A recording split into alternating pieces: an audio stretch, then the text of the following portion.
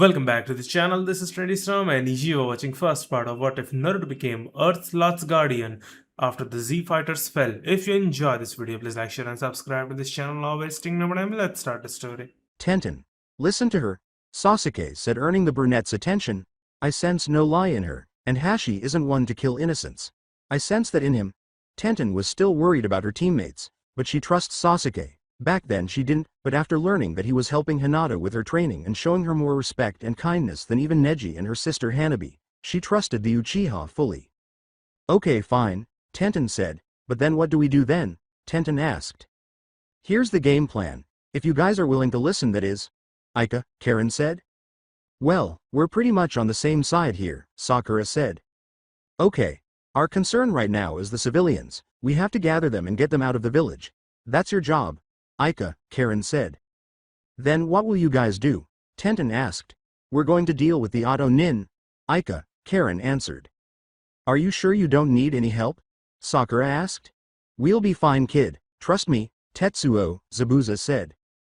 Just make sure Akiko is safe and away from Otto's grasp, Kaya, Haku said. The Konoha Nin nodded understandingly. You better get on my back, Akiko, Sakura said. Akiko nodded as Sakura helped her onto her back. We'll meet you guys later, Sakura said as she with Akiko on her back. Tenten and Sasuke sped off to find and gather the civilians. Are we really going to do this? Fu asked. Why? Don't you trust your boyfriend? Zabuza said with a smirk underneath his bandages. He's not my boyfriend, Fu shouted with a huge blush, with Haku not liking the comment as well. It just seems. Naruto was right. Akatsuki can't be known to anyone yet, especially our enemies, Karen said. It just seems crazy that he would suggest this, Fu said. But he is right. This is what's best, Zabuza said as he pulled out a Konoha headband. Besides, they're already enemies. After those words had left Zabuza's mouth, the four vanished. At the cemetery. Let me out, please. For Kami's sake, please. Karashi screamed as he kept pounding his fists onto the door of coffin. Hashi put him in. Hashi just sat on a rock silently drinking his sake while Mamoru was eating a piece of meat. Please. Let me out. I'm begging you.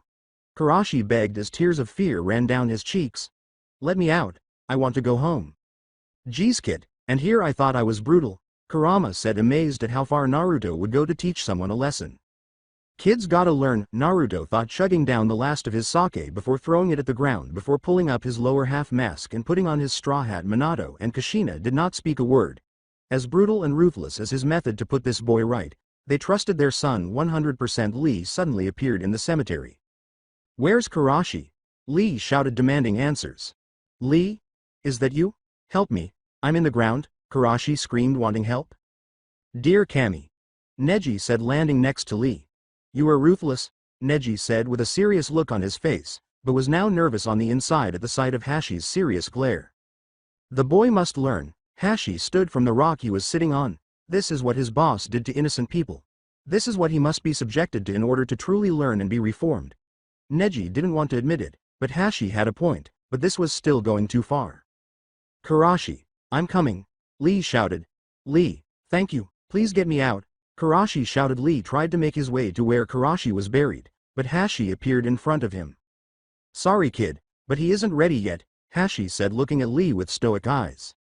Forgive me for using such a tone, but get out of my way, Lee shouted. Like I said, kid, the boy isn't fully reformed yet, come back later, Hashi said. Lee shook his fist with rising anger at Hashi. Help me, Karashi screamed, having enough. Lee sent a roundhouse kick to Hashi's head, but the masked shinobi effortlessly grabbed Lee's leg, then punted Lee's other leg's kneecap, and then tossed away the leg he had in his grasp, making Lee spin around, and then finally slammed his palm in Lee's back, pushing the green-clad shinobi next to Neji. Neji and Lee looked at Hashi with wide eyes at how skilled the masked shinobi was, while Hashi just continued to stare at them. Like I said, come back later, Hashi said emotionlessly. Lee just made a battle cry as he dashed at Hashi and sent a combo of punches, but Hashi just batted the fists away effortlessly and then slammed his fist into Lee's gut, putting some of his wind manipulation behind it, making the green-clad fly back into a tree. Lee. Neji shouted his teammate's name, before he turned back and glared at Hashi with his now activated Byakugan. Neji got into his Juken and then dashed at Hashi and started sending blow for blow straight at Hashi, but like Lee, Hashi just batted away the attacks. Hashi then kicked Neji's foot to the side, breaking the long-haired teen out of his stance, and then head-butted Neji in the forehead and then slammed his fist into Neji's gut with wind manipulation behind it as well, sending the long-haired brunette flying straight into Lee, leading to them slamming straight through the tree. Hashi just stared at them with no emotion, while on the inside Naruto was feeling horrible for fighting two of his old friends. "Don't beat yourself up, Naruto, you're doing what you know is right," Mamoru said. "Do you really believe I am doing the right thing?" Naruto said to the little fox kid through their mind link. "Naruto, it's you, of course you're doing the right thing. I always trust you," Mamoru said. Naruto smiled at his best friend, partner. "Thank you, Mamoru," Naruto said, smiling behind his mask as the fox kid smiling. "Okay, you two. Stop lovingly, Kurama. I know they're getting back up. I am not the stupid little gaki from back in the day who couldn't tell the difference between a kunai and a shuriken. I am a young assassin for a mysterious organization. Now will you treat me like one?" Naruto thought with annoyance. "Geez kid, fine. I'll start right now. You're a fucking cold-blooded monster. You're an asshole, you know that. I try my best," Kurama said with a grin. "Neji, he's too powerful for us to fight alone," Lee said as he and Neji got up. "You're right, here's the plan. I go for a frontal assault with my Hake Rokuhuion Sho. 8 trigrams 64 palms. And once I'm done you finish him off with Dynamiku Entori. Like I need to say what the F that is. And after sending him back with a daze, we double team him," Neji said. "Agreed," Lee said. Neji then dashed towards Hashi, ready to set their strategy into motion. "Now you're in my 8 trigrams," Neji thought as he glared with his Byakugan. "Not this time, pal," Naruto thought as started to manipulate the air around him to create a windshield around his body. 2 palms. Neji shouted as he sent 2 strikes at Hashi. 4 palms. 8 palms. 16 palms. 32 palms. 8 trigrams 64 palms. Neji finished landing all his strikes, but he was shocked to see that Hashi's chakra system was still intact. "My turn," Hashi said, taking in a huge breath of air as he sped throw hand signs faster than the eye could see. "I am possible, it was like I was hitting only air," Neji thought with absolute shock. "Futon. Renkuden," Hashi exclaimed as he shot out a giant air bullet out of his mouth, directly hitting Neji all over his body, sending the young Hyuga flying. Lee luckily jumped over friend's body and the jutsu as he then sent a Dynamiku Entori straight at Hashi. But the masked shinobi grabbed Lee's feet as it was inches close to his face and then twisted the foot, making Lee spin in the air before Hashi sent wind chakra to his palm and then struck Lee's foot as he was still in midair, sending the green-clad taijutsu specialist flying like a rocket until he fell to the ground, hard. "Either they're going easy on me or I'm stronger than I thought," Naruto thought, amazed at how far he's come since being a dead last shinobi. Holding your own against Lee or Neji wasn't really that easy, especially for him back in the day. But the two fighting together, that's a different story. Neji finally got back up as Lee made his way to him. "Neji, he too powerful to strike alone. We must strike at him together," Lee said as he panted from pain. "Agreed," Neji said. The two then dashed at each other, but Hashi was prepared for this. Hashi closed his eyes and started sending wind around himself as to use it to increase his speed. "Let's go, Hashi," Naruto thought as he opened his eyes and glared at the two. Neji and Lee started send powerful and fast strikes at Hashi. But Hashi was dodging every single hit like he saw every single one of them coming. "We're not even laying a single hit on him," Neji thought with rising fear and frustration. "He's incredible," Lee thought with amazement, but was still angry that he couldn't land a single hit on him and Karashi was depending on him. Hashi, having enough of toying with his two old friends, punched them both in the gut with wind manipulation behind his 2 fists, making them spit up their saliva before being sent towards the hard ground. "Yeah, that's my partner and best friend," Mamoru shouted, but to the rest of the world that wasn't of fox kind or his best friend Naruto, it all sounded like a bunch of cheerful yips. Suddenly Lee opened the 4th gate of Hachiman and dashed at Hashi with great speed, only for the masked shinobi to vanish and appeared behind him and sent the back of his elbow to the crick of Lee's neck, stunning the taijutsu expert for a moment and then grabbed the back of his head and throw him back to where he was previously sent by the masked shinobi. Neji staggered back up before dashing his way past Hashi and towards Lee, who was staggering back up as well. "Neji, this isn't good. We must think of something else," Lee said, feeling immense pain with every breath he took as he panted. "Alright, here's the new plan. We charge at him once again, but this time you throw smokes bombs his way and you do so. I'll throw kunai attached with bomb tags, distracting him. Then I go for a palm strike to his heart and you go for a blow to his skull," Neji planned out. "Understood," Lee said. Lee did not wish to resort to such a strategy that could kill a person, but if it's to save Karashi then he shall endure. The two of them stood up and got into a ready position. Ready, Lee? Neji said as he prepared a kunai tag bomb. Ready, Lee said as he prepared the smoke bombs. The two of them then dashed at Hashi, who just continued to stare at them. Lee was ready to throw the smoke bombs, but all of a sudden Hashi put his hand up as a sign of halt. Neji and Lee stopped their attack. Why they did so? They do not understand. Hashi. Naruto then put his hand down and headed straight towards the spot he buried Karashi in, and as he stopped in front of it, he picked up a shovel and turned and smiled at the two Konoha shinobi and gave them eye smiles. See, you should have just waited, Hashi, Naruto said to the two, who looked at him with utter shock and their jaws dropped at how quick Hashi just changed his personality after he was completely owning their asses. Well, Hashi said as he started digging, you gonna help me or what? Hashi asked, giving them eye smiles. Neji didn't know how to react, but Lee quickly ran to where Karashi was buried and started using his hands to dig him out. You know, you could use a shovel, there'd be less of a chance of me stabbing your hands with my own, Hashi said. Neji made at the two and grabbed a shovel as he then started digging out Karashi. After minutes of digging, the coffin was unearthed and Lee grabbed the lid of it and ripped the door right off of its hinges, revealing Karashi in a fetal posture. Karashi! Lee shouted his friend's name with joy. Mother, I'm sorry, Karashi said with tears rolling down his eyes. Karashi? Lee said his friend's name with confusion and surprise. Mother, I am so sorry, please forgive me. I just want to come back home and be with you again. I don't want to be a monster like Raiga. Please forgive me, I want to come back home and be by your side again, please mother. I love you, Karashi said as he started crying. Karashi, it is your friend Lee, Lee said as he shook on Karashi's shoulder, making the young boy flinch from the touch. Hey, that rhymed, Hashi said, getting a good chuckle. Neji glared at him with much anger as his Byakugan pulsed. You think this is all a game? Neji shouted. Hashi then glared at Neji with much anger and sent so much killer intent his way that Neji was frozen with fear and he felt that he could faint any minute.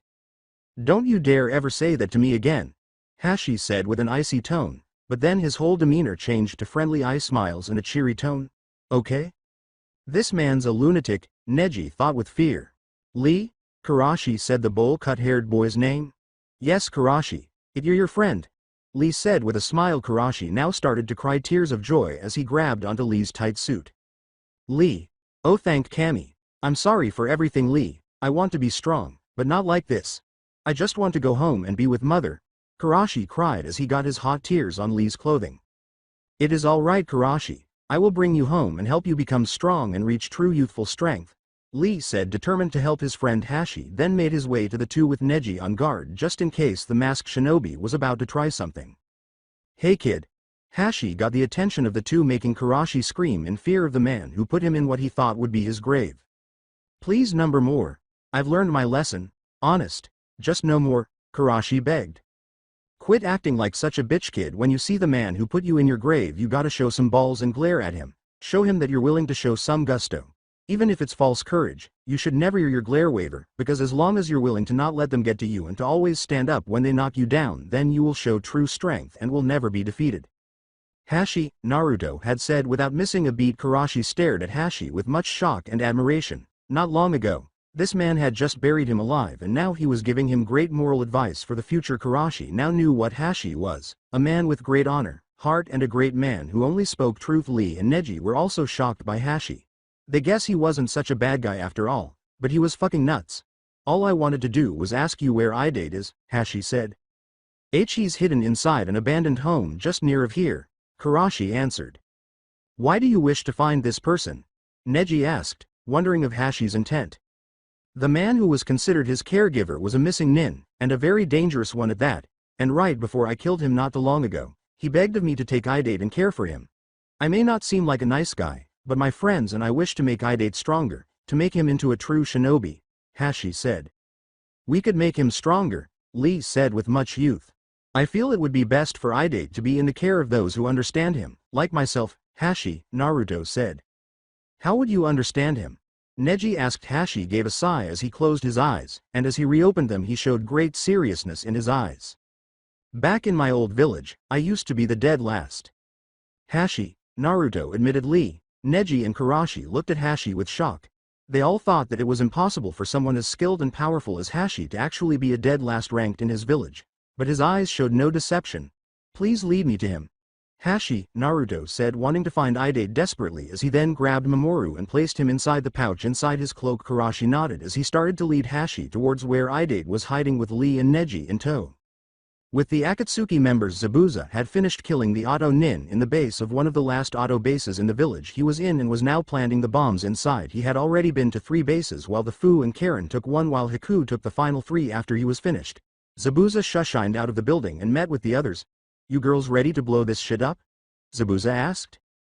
"Hi," Fu and Karen said. "What a minute, where's Haku?" Suddenly 3 of the bases exploded far in the distance. "Shit. Detonate the bombs," Zabuza ordered.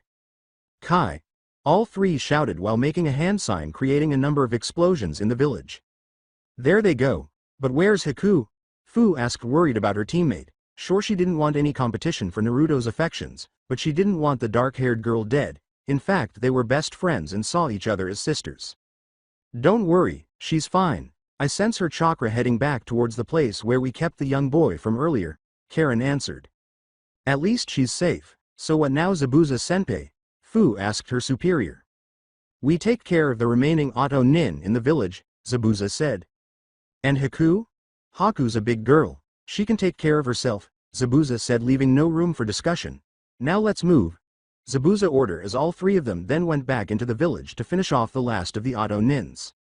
With the Sasuke, Sakura, Tenten and Akiko, the 4 managed to get the last of the villagers out of the village. Akiko met with her elder brother and sister, but sadly her father was killed by the Auto Nin days ago. Akiko was very saddened by this. Her mother died when she was very young and now her father is deceased as well, leaving only her with her siblings. "I'm so sorry about all this, Akiko," Sakura said, trying to comfort her friend. "Do not worry, Sakura-san, even though my father is gone, I will be fine as long as Naruto-kun's statue still stands, then I shall be fine," Akiko said with a new smile as she dried her tears. "You care that much for a statue?" Tenten asked as she and Sakura were shocked while Sasuke stood silent. Sure, a giant golden statue of their friend was an important thing, but they were shocked that such a monument would help Akiko endure her father's death so well. "Yes." Akiko nodded, still smiling. "The day I met Naruto-kun, he meant so much to me. He was loving, kind and had a pure heart. He was a symbol of peace to me, and like him, that's what the statue means to me." Tenten, Sakura and the rest of the villagers looked at her with surprise while Sasuke smirked. "Every time I see that statue, I see Naruto-kun watching out for our village, guaranteeing a brighter future for our village, and even though there will be darker times ahead of us, Naruto-kun's smile always tells me that as long as we are all willing to keep moving forward and to never surrender without a fight and till our deaths, then we'll always see a brighter dawn ahead. That statue means more to me than anything, for to me it is not just a monument to the only man I'll ever love, but is also a symbol of my village's hope and future." Akiko finished her speech. Sakura had tears in her eyes as she and everyone else smiled at Akiko's words. Before, the statue was only a dedication to a heroic young boy who sacrificed his life to save their chief's daughter, but now it is considered to them as to what it is considered to Akiko. A symbol of their hope and their home's future. Sasuke was extremely happy to hear this. "You hear that, brother? You not only mean something to Konoha and Wave, but also to these people as well," Sasuke thought with happiness and pride. Sakura wiped away her tears and smiled at Akiko. "Akiko, thank you." Sakura thanked the orange-haired girl, getting a confused look from her. "Like you, I love Naruto too, and it just makes me so happy that there is a place that sees him like a true hero just like I do," Sakura said with a smile, earning a smile from Akiko as well. "I really wish I could tell you that he's alive, Sakura-san, but knowing Naruto-kun, he must have a reason to keep the news of his living a secret, but I know that someday he will return to you, as he's done for me," Akiko thought with a smile. The two loved a young man dearly, and that love will reach beyond the end of time, for it would have no end. Suddenly the sounds of explosions came from the village. Everyone turned to see that there was fire in the village. "Okami no," Akiko's elder sister Aiko said with fear. Aiko had reddish-orange hair and ruby-colored eyes, and she wore ruby kippah, black pants and sandals. "I'll go check it out. Sakura, Tenten, stay here and protect the villagers just in case any Auto Nin arrive," Sasuke said. "Hi," the two kunoichi said with a nod. Sasuke then vanished, leaving the entire group. "Oh man, this isn't good," Akiko's elder brother Akihiko said with fear. Akihiko had brunette medium hair that was spiked up in the front a bit, a black shirt, baggy beige pants and black sandals. "I know the places that were blown to smithereens. Those are the auto bases. This is so not good." How is that not good? Tenten asked as she and Sakura were genuinely confused. It's great for the village, but it's not for the people who did this, Akihiko said with fear. But why? Sakura asked. General Dai, Akihiko said, instilling fear in the hearts of his fellow villagers. Sakura's eyes widened with shock at the name of the man who killed her true love. Who's that? Tenten asked. He's a monster. He led the invasion on our home. He killed countless members of our soldiers single-handedly along with our buildings and bases, and he kills any one of his men if they question even the simplest of his commands. Aiko said with chills down her spine as she remembered the monster in a mask. Kami, he really does sound like a monster, Tenten said, actually fearing the man without even meeting him in person. He not only did that, Sakura said as her fist trembled with anger, he's the bastard that killed Naruto-kun. Everyone's eyes widened with shock as they all heard this. I swear when I see that Dai bastard he's going to regret everything he's ever done. Believe it? Sakura exclaimed, pumping her fist in the air. Akiko was worried about this little piece of news. Since Naruto is with this mysterious cloaked group and they have undoubtedly destroyed the bases, then Dai would be looking for him. Naruto-kun, please be safe, Akiko thought with worry for her fiancé. With Haku finally made it to the doors of the house, the others put the young lavender boy. Haku opened the door to see the boy still tied to the pole and looking at her. You actually came back for me? Renmara said, surprised that she actually came back for him. Of course I did, Haku said, taking off her mask and hood to reveal her beautiful face that made Renmara blush. Let's get you out of there, Haku said as she grabbed a kunai from her holster and cut the ropes tying Renmara to the pole. Renmara would have fallen to the floor, but Haku caught him and put him on her back. Let's go, Haku said as she headed out with Renmara on her back. Why are you helping me? Renmara asked, still very confused as to why this young woman would help him, the enemy. Because like you, I had sworn my life to a man who had saved my own life, to become his weapon until I became dull, Haku said as she continued looking ahead. Renmara was shocked to hear this. Never in his life would he ever believe that he met someone who completely understood him. From where I was born, a civil war was happening where those who had Kekkei Genkai were hunted down and executed. I remember that war. That back in Kiri when Raiga was still a shinobi Enbu working for them, Renmara said. Haku nodded in response. That is correct, I was born with a special Kekkei Genkai, one of ice manipulation, Haku said. I've heard of that bloodline. Yuriyuki, I heard that your bloodline jutsus are beautiful, Renmara said, making Haku smile. Thank you, that's very nice of you to say. When I learned of my power, I showed it to my mother, but she slapped me and told me to never do it again. She was afraid of my father finding out, but sadly he did, and in an act of fear he killed my mother and then tried to kill me, but on instinct. I summoned my Kekkei Genkai as killed him before he could me. Renmara's eyes widened in shock and horror. After that I lived on the streets every day, felt like a living hell as I was trying to survive, at least that was until I met him. Who was it? The man who saved you? Renmara asked. His name was Zabuza Momochi, and like Raiga, he too was part of the 7 ninja swordsmen. He saved me, took me in and trained me to be his weapon. And I swore that I will fight for Zabuza-sama and that my life was to him. Without Zabuza-sama I am nothing, I would have no reason to live. My existence would be meaningless. Haku said the words she believed so dearly to her heart when she was younger. Renmara blinked his now wide eyes with shock. He now knew that this young woman truly did understand him. At least that's what I once believed. Renmara was now surprised at her new words. What happened?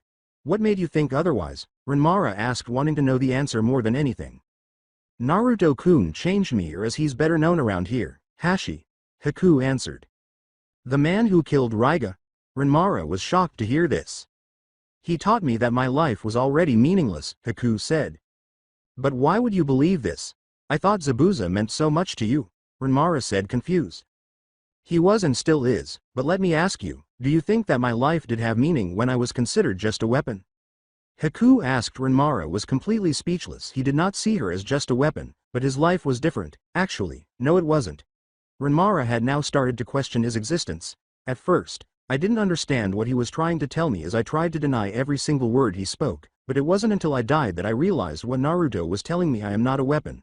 I am a living human being who deserves to see her own happiness. But what about Zabuza? Renmara asked. He's still by my side and is still dear to me. Just because I chose to not be a weapon, doesn't mean I lost Zabuza-sama. He is still a very close friend to me. In fact, I'm like a daughter to him, and to me he is like a father, Haku said with a smile. Renmara blinked with surprise. You said you died before. How are you alive then? Renmara asked.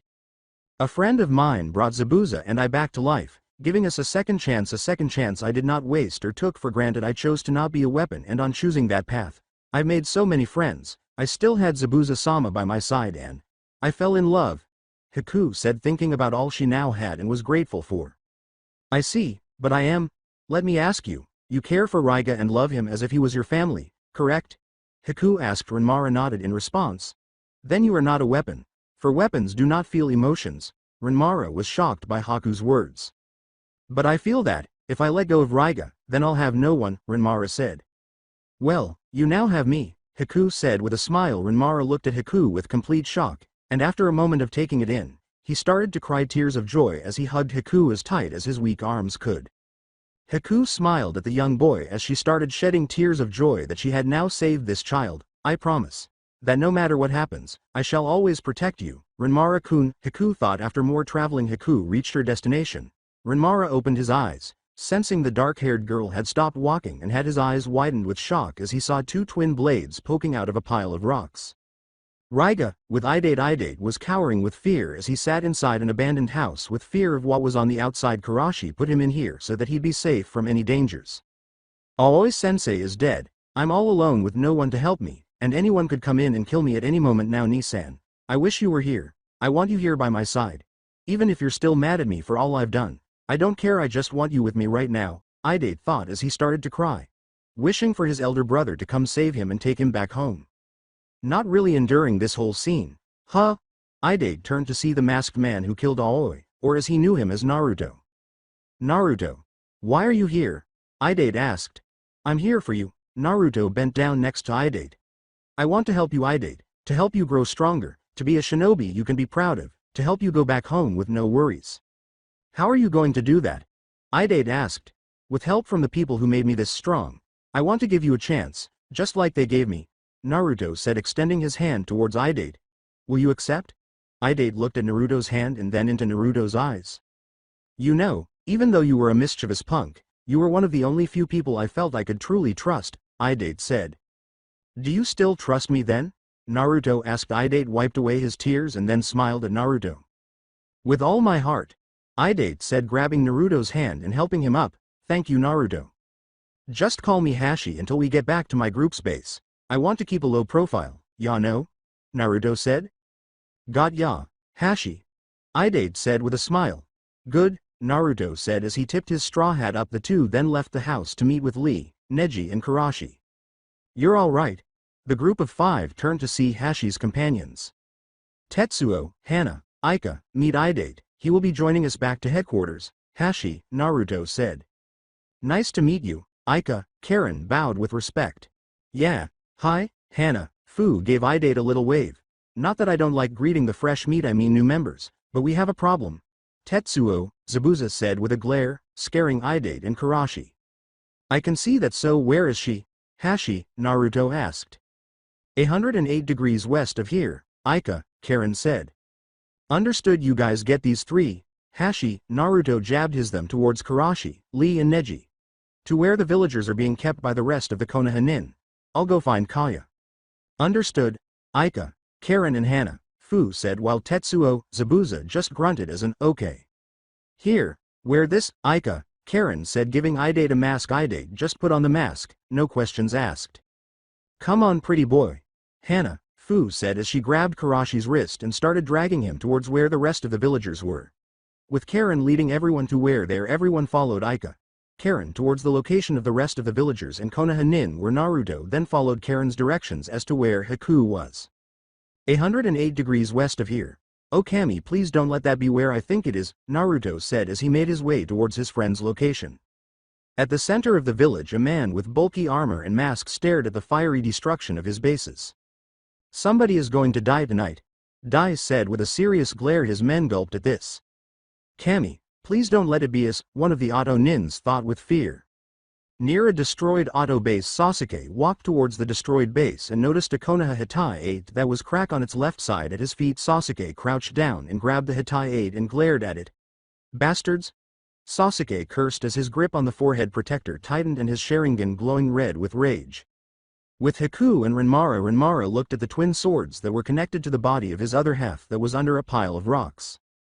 Why did you bring me here? Renmara asked. Raiga means so much to you. I figured that you wished to see him again and say your final words to him, Haku said to the young boy. Renmara's eyes sensed a weak pulse from Raiga's body and nodded towards Haku. Can I sit by him? Renmara asked. Haku nodded understandingly as she walked towards Raiga's corpse and set Mamoru next to the buried swordsman. Mamoru then grabbed one of Raiga's arms as he looked at his buried friend. Raiga, you gave my life meaning. I was just waiting to die, but you came and saved me. You were my first and greatest friend, Renmara said as he hugged the arm. That's why. Renmara's eyes stared to glow red as he then started sending his chakra into Raiga's system. I cannot let you die, Haku observed the whole thing with wide eyes. What is he doing? Haku thought. I do not want your life to end, Raiga. This is my gift to you, for everything you've done for me, Renmara said as he finished sending his chakra into Raiga and then fell unconscious. Renmara! Haku yelled the young boy's name as she ran to him, grabbed his body and started to cradle it. Renmara! Wake up please! The young boy still remained unmoving.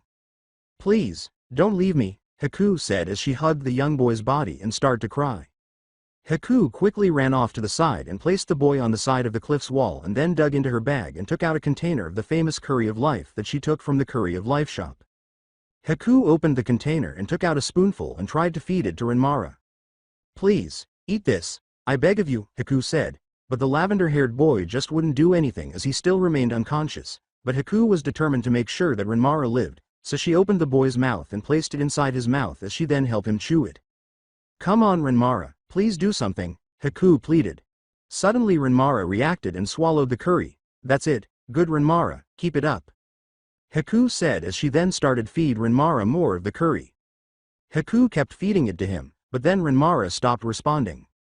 No, Renmara, don't do this, Haku said, cupping the boy's cheeks. Renmara still didn't respond. Kami, no, Haku hugged the boy close to her as she started to cry. Renmara, please don't leave me, Haku said as tears came down her eyes. You're important to me. You understand me. You remind me of myself, and I saved you. You mean so much to me, and I can't be happy without you. You may not know me, but I know you, and I love you. Please come back to me, Haku said as she continued to cry over the boy. But unknown to her, Renmara had heard the entire thing. Renmara looked up at the dark-haired young woman and smiled at her as tears ran down his eyes. Haku, thank you, Renmara thought with a smile as he then reached for her cheek and touched it. Haku's eyes shot wide open as looked down to see the young boy smiling at her, and she couldn't help but smile back to him and hugged him close to her. Now I know that my existence really does have meaning, Renmara said as he hugged her back up above them at the top of the cliff. Naruto was looking down on them with a smile under his mask. Looks like you did what I was never able to do the first time around, huh, Haku-chan? Naruto thought with a smile. Suddenly a bolt of lightning came down from the sky and hit Raiga's twin blades. Aw shit. This can't be good, Naruto thought with worry. The rocks that surrounded Raiga exploded and scattered away from Raiga's body to reveal a roaring Raiga, fully healed and completely out of his mind with the maniacal laughter to boot. Yeah, not good, Naruto thought. Raiga turned to see Renmara in the arms of a mysterious dark-haired girl. That cloak, you're with the blonde one. Get away from Renmara. Raiga yelled into the heavens as lightning from the sky struck him and danced around him as he was covered in lightning as he roared. He's using the natural energy of the storm's lightning to give him power. If I try anything I'll get fried, Haku said with new worry. Thank Kami I manipulate wind, so this might make for an interesting fight, Naruto thought with a dangerous grin. I said get away. Raiga was about to send a powerful lightning attack towards Haku. No. Stop. Renmara yelled as he got out of Haku's grasp and stood effectively in front Haku. Don't hurt her, Raiga, Renmara yelled. Renmara. Raiga said his other half's name with shock. What are you doing? Raiga shouted. Renmara grabbed the container of what was left of the curry of life and extended towards Raiga. Eat this, Renmara said. What? Raiga said with confusion. If you eat it, you'll understand that you're not alone. Its spices blend together the feelings of all mankind. I felt it when I first had it, Renmara said. Is he talking about that awesome curry? Naruto thought, crouching down to get a slightly better look at the three. Thank God he can hear it all with his enhanced hearing. All thanks to being the Kyuubi Jinchuriki. What are you saying? Raiga said, still confused. We've heard too many, please we have to stop, Renmara begged. No. That's enough. Raiga screamed, putting his tightened fists to his ears. You've always been my eyes and ears. If you don't stop spouting all this selfish nonsense, we can no longer be as one, Raiga shouted. Selfish nonsense. This coming from a man who always enjoys seeing people get buried alive for his own amusement. This guy's nuts, Naruto thought, thinking Raiga was a freaking lunatic. Strike me with your lightning then, if I die, the mighty Raiga falls as well, for we will always be as one, Renmara said, earning shocked looks from Raiga, Haku and Hashi. Kid's got balls, I like him, Naruto said. Renmara, I won't be able to remember you anymore, Raiga said as he raised his twin swords. I have to give you a funeral. Raiga screamed to the heavens as he conjured lightning from the storm straight to his blades and sending lightning coursing around Raiga's body. Raiga then pointed his blades at Renmara, ready to fire. No, Haku screamed as she ran in front of Renmara protectively. I will not let you hurt him. Haku screamed as she glared at Raiga with anger and rage. Raiga then ceased his attack and glared at Haku. Fine. Then I'll stab you right through your heart, Raiga yelled as he charged at Haku with both of his blades ready to pierce her chest. No, Haku. Renmara screamed as the dark-haired girl was about to be stabbed by Raiga, but as Raiga thrust his blades forward, they were parried by an even greater sword. Raiga jumped back as he saw the masked boy who he had fought earlier. You, Raiga growled as he glared angrily at Naruto. Naruto-kun, Haku said her crush's name with surprise and relief. Sorry about not jumping in earlier, I figured it was best for the kid to have closure first or something. Naruto said, let me handle this guy, you take the kid back to the others. Renmara looked at Naruto's back with surprise. Haku nodded as she grabbed Renmara and placed him on her back. Renmara, Naruto said the lavender-haired boy's name, earning his attention, take care of Haku, okay? As much as you need her, she needs you, Naruto said. Haku and Renmara heard some dripping and saw some traces of blood next to Naruto's foot. Keep an eye out for her, Naruto said as he turned to reveal his left eye was bleeding as it was stabbed by one of Raiga's twin blades, rendering it useless. Okay, Naruto said with his only good eye making an eye smile. Your eye? Renmara said with shock, with Haku shocked as well. Don't worry about it. You just need one to fight, Naruto said, still giving an eye smile. Mamoru. Naruto called Yupong his little fox kid friend, who jumped out of his cloak. Guard these two while I take on Raiga. Okay, Naruto said, getting a little salute from the fox kid. Good, now go. All of you, Naruto exclaimed as he turned back to Raiga. Renmara nodded understandingly. Let's go, Haku, Renmara said, but Haku stayed in place, shocked that Naruto was now left with only one eye, all thanks to saving her. Haku, go. I don't like repeating myself, Naruto yelled, sounding like an irked leader. Haku kept looking at Naruto with sad eyes. Haku, we must go. Do not blame yourself for what just happened to Naruto, Renmara said. Haku then suddenly smiled. You truly do understand me, Renmara, Haku said, smiling. We'll see you later with the others, Haku said as she started running away to try and find the others with Mamoru following. Get back here, Raiga yelled as he tried to go after Haku and Renmara, but Naruto appeared in front of Raiga and slammed the green-haired man's chest with his palm, sending him flying backwards into a giant rock wall, all thanks to wind manipulation. Your business is with me now, Naruto said with his now single eye glaring at Raiga. Besides, I owe you for my left eye, Naruto said, pointing towards what was once his left eye as Raiga got out of the wall and glared at Naruto. Fine then, Raiga said as he got his blades ready. Once you die, Raiga said, pointing his twin blades straight at the sky. The lightning hit them and then covered Raiga in lightning.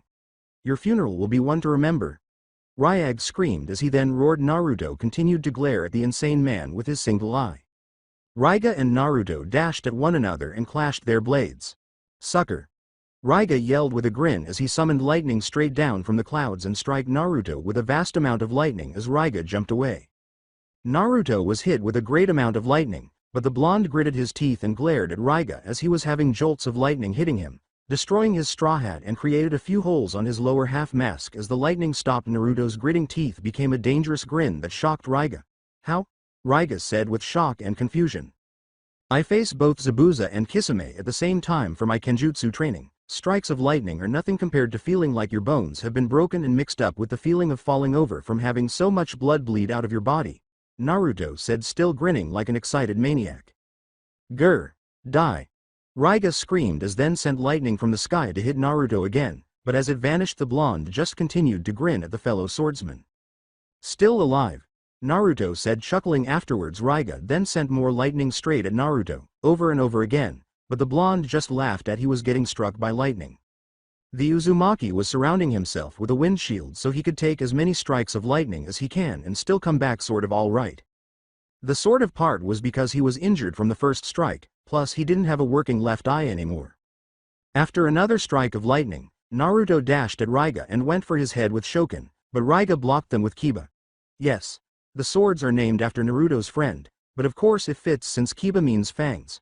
But Naruto saw this coming as he kneed Raiga in the gut, making the green-haired swordsman gasp out air, and then he was kicked out of his fighting stance and then was sent flying by a kicking uppercut.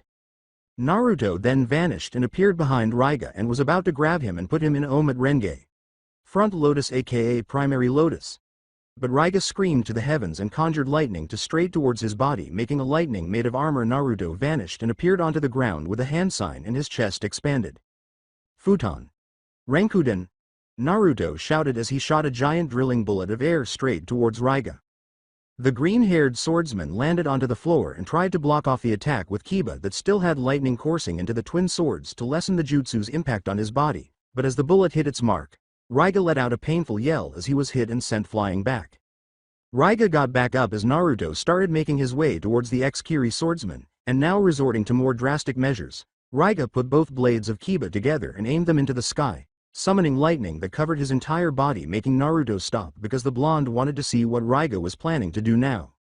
Naruto smirked at Raiga as the green-haired man started spinning in place, forming a whirling vortex of wind and electricity, and now formed a dragon's head.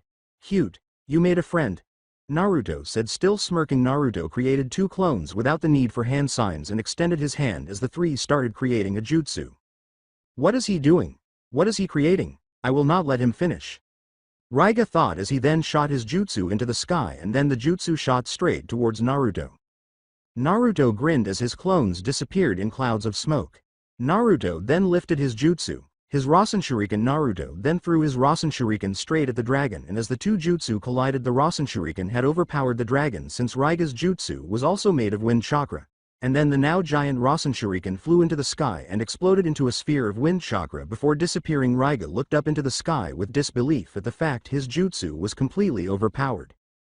Good Kami, what is he? Raiga thought with fear. I hope that wasn't your best technique, because you're going to need more than that to survive a battle to the death with me. Naruto shouted as he ran at Raiga with Shokin in his hands, ready to stab him through the chest. Raiga was ready to parry Naruto's attack, but Shokin stabbed straight through Raiga's torso, shocking the green-haired man.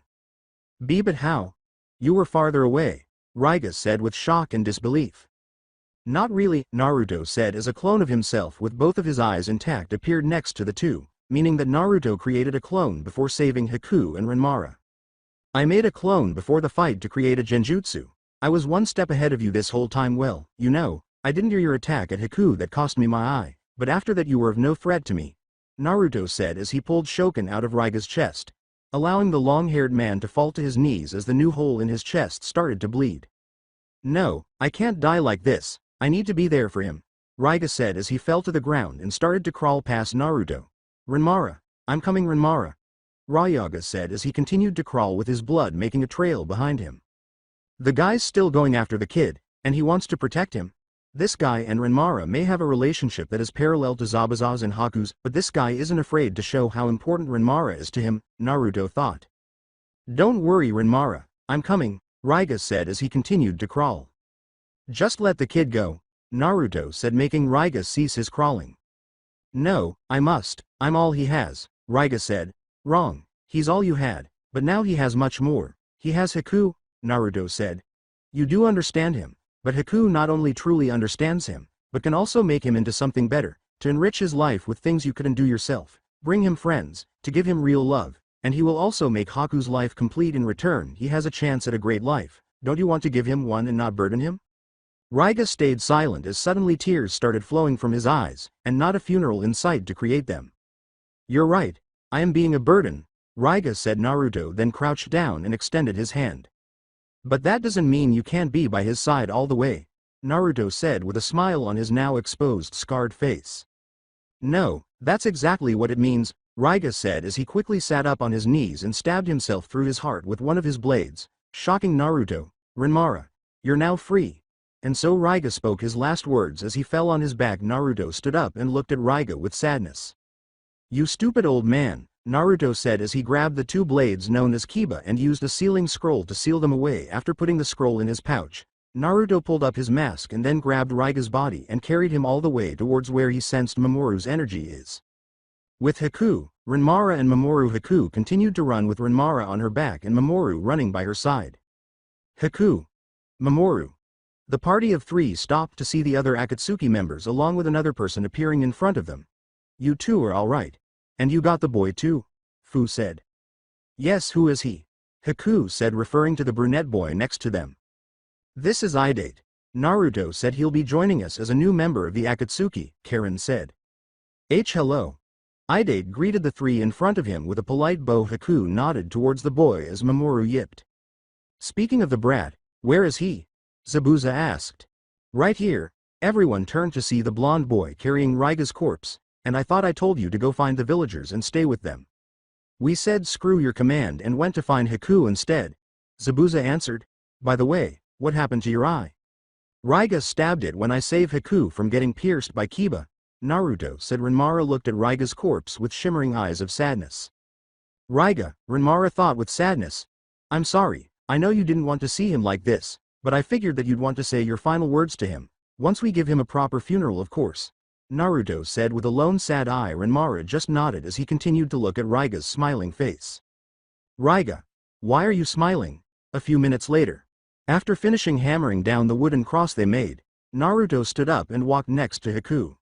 We are here to remember the man known as Raiga Kurasuki, the Kirigakure no Raijin. He was a man, a shinobi, and a good friend, Naruto said, showing respect for the dead. Renmara had tears welling up in his eyes as he stared at Raiga's grave, with Haku placing her hand on Renmara's shoulder giving him comfort. If anyone would like to say a few words, now is the time, Naruto said. Well, all I can say is that he was pretty damn good swordsman when he wanted to be, Zabuza said. And you, Renmara? Naruto asked. Raiga was considered a horrible person to many, but he was really a tortured soul. The day he found me was considered the best day of my life, because I finally found a friend who could help me find the answers. And through all the pain and sorrow we suffered and given, I finally found what I was looking for. Renmara said with tears falling from his eyes. I have Raiga to thank for it, and even though he can't be by my side anymore, I wish he could experience it with me. No matter what happens, if the sky begins to crumble, the earth is consumed by fire, or if the sun goes out, I will always consider Raiga my best friend, father figure and hero, and until the end of time itself, that fact will never change. Goodbye Raiga. Thank you for being my friend, Renmara finished as he started to cry. Haku bent down and gave the boy a motherly-like hug, giving him comfort. May this man who has performed countless sin be forgiven and entered into the holy world ruled by Kami, Naruto said. Amen, everyone said as they all then started to leave. Haku put Renmara back onto her back as they all started to leave, but then she realized that Naruto was heading somewhere else. Naruto-kun, where are you going? Haku asked, making the others stop. I've got one last piece of business to take care of, Naruto said, turning to them. Here. Naruto threw Haku a sealing scroll. The twin swords Kiba are within the scroll, Naruto said as he started walking away. Go on ahead, I'll catch up with you guys later. Mamoru, keep an eye on them. Those were his last words to them before he shined away. Everyone just started walking away, wishing Naruto luck on whatever he had left to do. Atop a cliff, Sasuke was looking down at the village with Tamashi in one hand and the half-cracked Konoha Hitai in the other. Why did you do it? Sasuke asked, demanding answers as he sensed Hashi's presence. Why did you put the blame on us for this? Answer me. It's easy, my group is supposed to remain unknown to the world, and since your village is at war with Otto, it just makes sense to do so since you guys are already here. It's the perfect cover-up for us. Hashi answered nonchalantly. Regardless of your reason, I will make you pay, Sasuke said as he stared at the one-eyed Hashi, whose left eye was bandaged. Sasuke put away the headband and got into his kenjutsu position as he held Tamashi's handle while Naruto grabbed the handle of Shokan on his back as his cloak disappeared as golden flames engulfed it. The two glared at each other with determined eyes that shined with strength. So this is what they call a heartwarming family reunion, Naruto thought, prepared for this moment considering he ate a soldier pill before coming here, and after a moment of glaring at each other, the two charged at each other. Naruto took Shokan off his back and Sasuke took Tamashi out of its scabbard, and then the two clashed blades as they then glared at each other, and for some reason, this felt right to them. It was like the two and their swords were meant to clash. Hashi and Sasuke jumped back a bit and clashed their swords again. The two sent slash for slash to each other and parried every attack, trying to find a weak point in their opponent's technique. Hashi then tried to block a slash going to his head, only for Tamashii to go through it like it was a ghost sword. What? Naruto thought, but then suddenly he felt the wind being cut towards his leg, so he jumped back, but as he did he felt a cut to his torso. The hell? Naruto thought, until he suddenly understood what was happening. Kurama, a little help. Wondered when you'd notice, Kurama said as he dealt with the genjutsu problem with his sheer power as the genjutsu from Sasuke's Sharingan was cancelled. Hashi saw Sasuke's send a downward slash down towards him and blocked the attack with Shokin. The Uchiha's eyes with shock from how this was possible as he and Hashi clashed swords once more. How did he break my genjutsu? Sasuke thought with shock. Hashi then kicked Sasuke away and threw Shokin straight at the Uchiha, making Sasuke dodge the broadsword. But Hashi smirked behind his mask as he unnoticeably moved his hand to gesture, "Wait," and with that command, Shokin stopped in midair. Hashi then made the hand gesture, "Turn around," making Shokin flip with the tip of its blade pointing at Sasuke, before Naruto made the hand gesture, "Come here," making the sword go straight towards Sasuke at high speed. Sasuke's eyes widened as he sensed trouble from behind. Sasuke turned around and saw Shokin heading straight towards him, ready to stab him, but the Uchiha jumped to the side, dodging the powerful blade. What the hell? How is that possible? Sasuke thought, but then he was kicked in the face, sending him flying. Sasuke managed to land on his feet and glare at Hashi as Shokin came back to his hand like magic. I don't know how he does that, but now I know that I should always be wary of when that sword isn't in his hands, Sasuke thought as he then disappeared from sight. Hashi quickly listened into the change of winds to determine where Sasuke would be, and he found him. Found you? Naruto thought as he sent his sword to the side, making it clash with Sasuke's sword. He's good, Sasuke thought with rising excitement. He's gotten better, Naruto thought with a smile behind his mask. The two they jumped back a bit ready to clash again as they started sending strikes at each other only to his steel. Naruto then went for Sasuke's midsection, but the Uchiha jumped away in time. Hanketsu Kato, Sasuke said as he quickly sent slashes towards Hashi, faster than the eye could see. Suddenly Hashi felt his body got hit by numerous attacks. What? Was all Naruto could think as suddenly visible slashes of wind surrounded his body, cutting Naruto in several places, making him bleed, but Naruto refused to become stunted by this surprise. Hashi dashed at Sasuke and was about to thrust his sword straight at the Uchiha, who moved to the side and was now sending his blade straight down on him, but Hashi smirked at this. Hashi grabbed Tamashii with his bare hand, and feeling the painful sensation as the blade's edge cut through his glove and the surface of his skin, as he then sent Shokin to cut him in half, but Sasuke sent lightning chakra coursing through Tamashii, shocking and frying Hashi's palm before kicking the blonde away, but Sasuke felt the wind cut his torso before he landed. Doraibu! Hashi yelled as he swung his sword lightning quick, sending a shockwave towards Sasuke as he landed. Sasuke dodged the attack, but then he was cut up by Shokin. Sasuke quickly parried Shokin with Tamashii and jumped back. The two glared at each other, staying silent, and then they charged at each other and clashed blades. With Sakura once Lee, Neji and Karashi found their fellow Konoha. Sakura had enough of waiting for Sasuke, so she left the villagers in her comrade's care so she could find him. Sakura sensed Sasuke's chakra as she headed towards the cliff, but she also sensed Hashi's and someone else, someone not friendly. It's like trouble always finds Sasuke ever since. Naruto, please watch over us, Sakura thought as she increased her speed. With Naruto, Hashi and Sasuke kept hitting their swords together as they tried to get the upper hand on the other, but the two were completely evenly matched. The two then swung once more, finally earning a cut onto the other, creating a new bleeding wound. The two then clashed swords together and glared at each other intensely, like two savage animals fighting over a dead animal to claim it as their own meal. The two then jumped back and swung their blades, creating a shockwave that clashed and destroyed one another. After the two techniques cancelled each other out, Hashi ran at Sasuke and sent a barrage of stabs at Sasuke with blinding speed. Sasuke was dodging all of the stabs, but with how much wind power behind the attacks, Sasuke was getting cuts, here and there.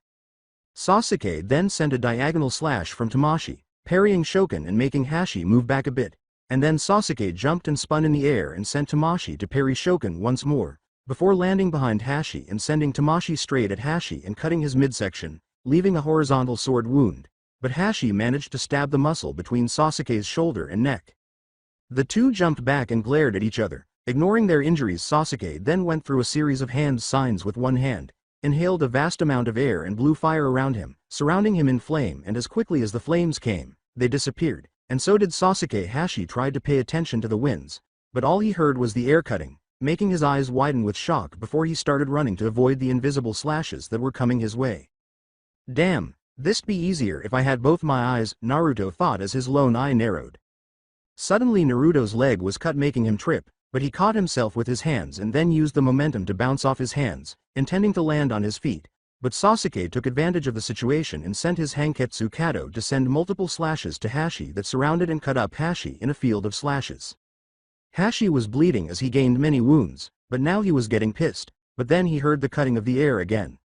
Which wasn't a good thing. Hashi's lone eye became crimson red and slit, and as he roared, golden flames surrounded him and burst around him, destroying the attacks sent by Sasuke and making the Uchiha lose his footing. Suddenly Hashi, using great speed, dashed at Sasuke and was right in front of him, ready to use Shokan. Sasuke quickly parried the attack with Tamashi and attempted to jump back, but Hashi quickly sent a slash from Shokan, cutting the side of Sasuke's torso.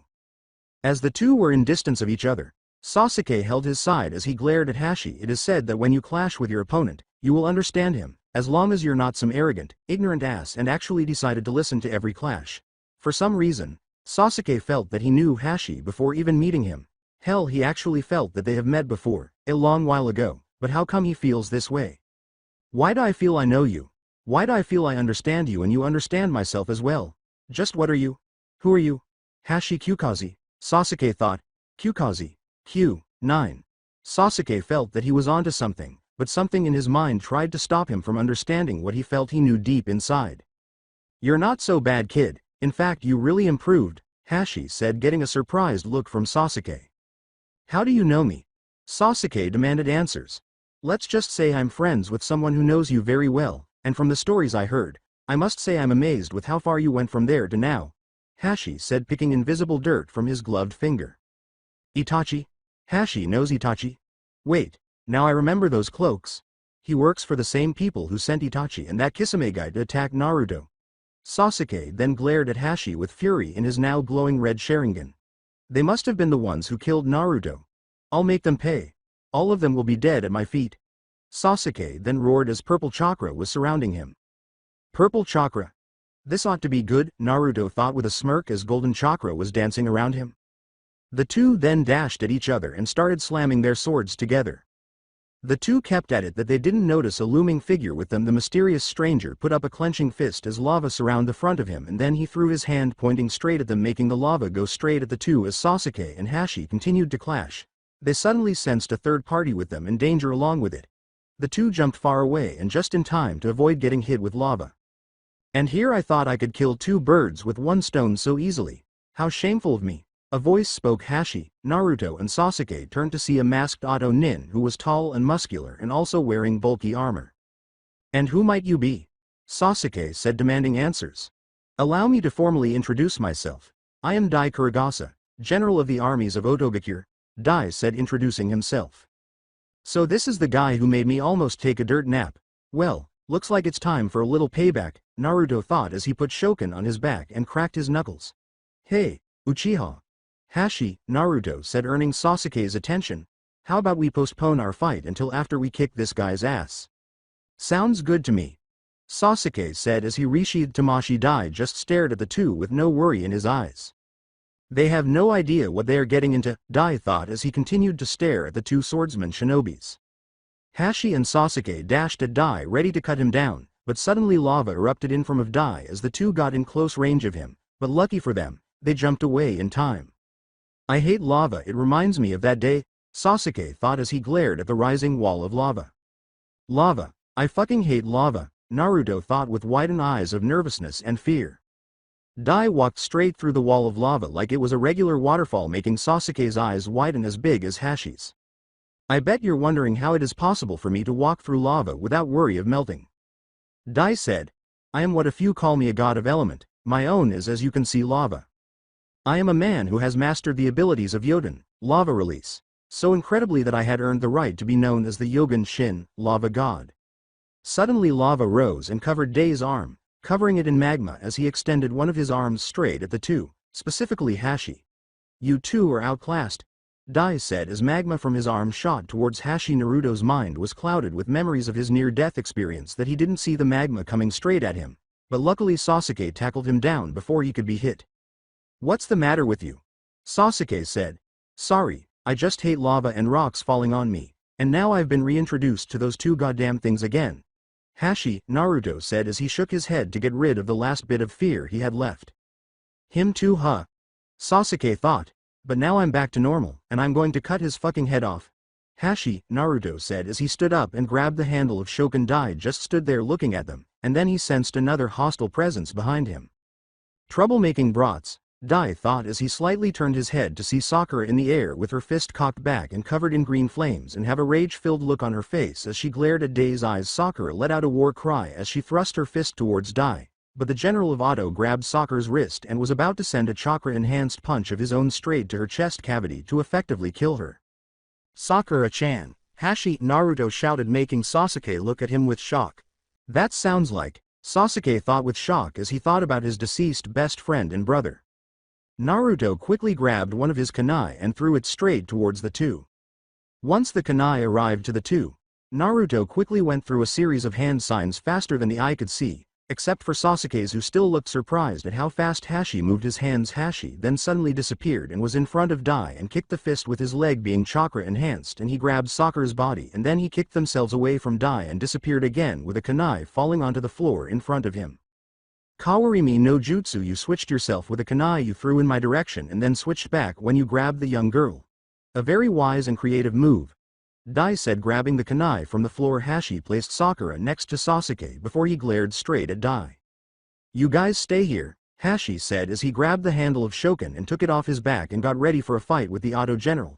He's mine, Hashi said. Sakura was about to protest, but she then noticed as Hashi started dashing towards Dai that there was an too familiar necklace around his neck. Sakura's eyes widened with shock and disbelief as she started remembering the things that Hashi had said before. I remember this girl I saw, I fell in love with her. It's a cry for help, and it's Akiko-chan's. I absolutely despise boulders falling atop of me. Sorry, I just hate lava and rocks falling on me, and now I've been reintroduced to those two goddamn things again. Sakura-chan. Sakura continued to look at Hashi with her eyes watering up. It can't be, it just can't, Sakura thought as she shed a tear and continued to look at Hashi. Hashi charged at Dai with great speed and was ready to cut him in two.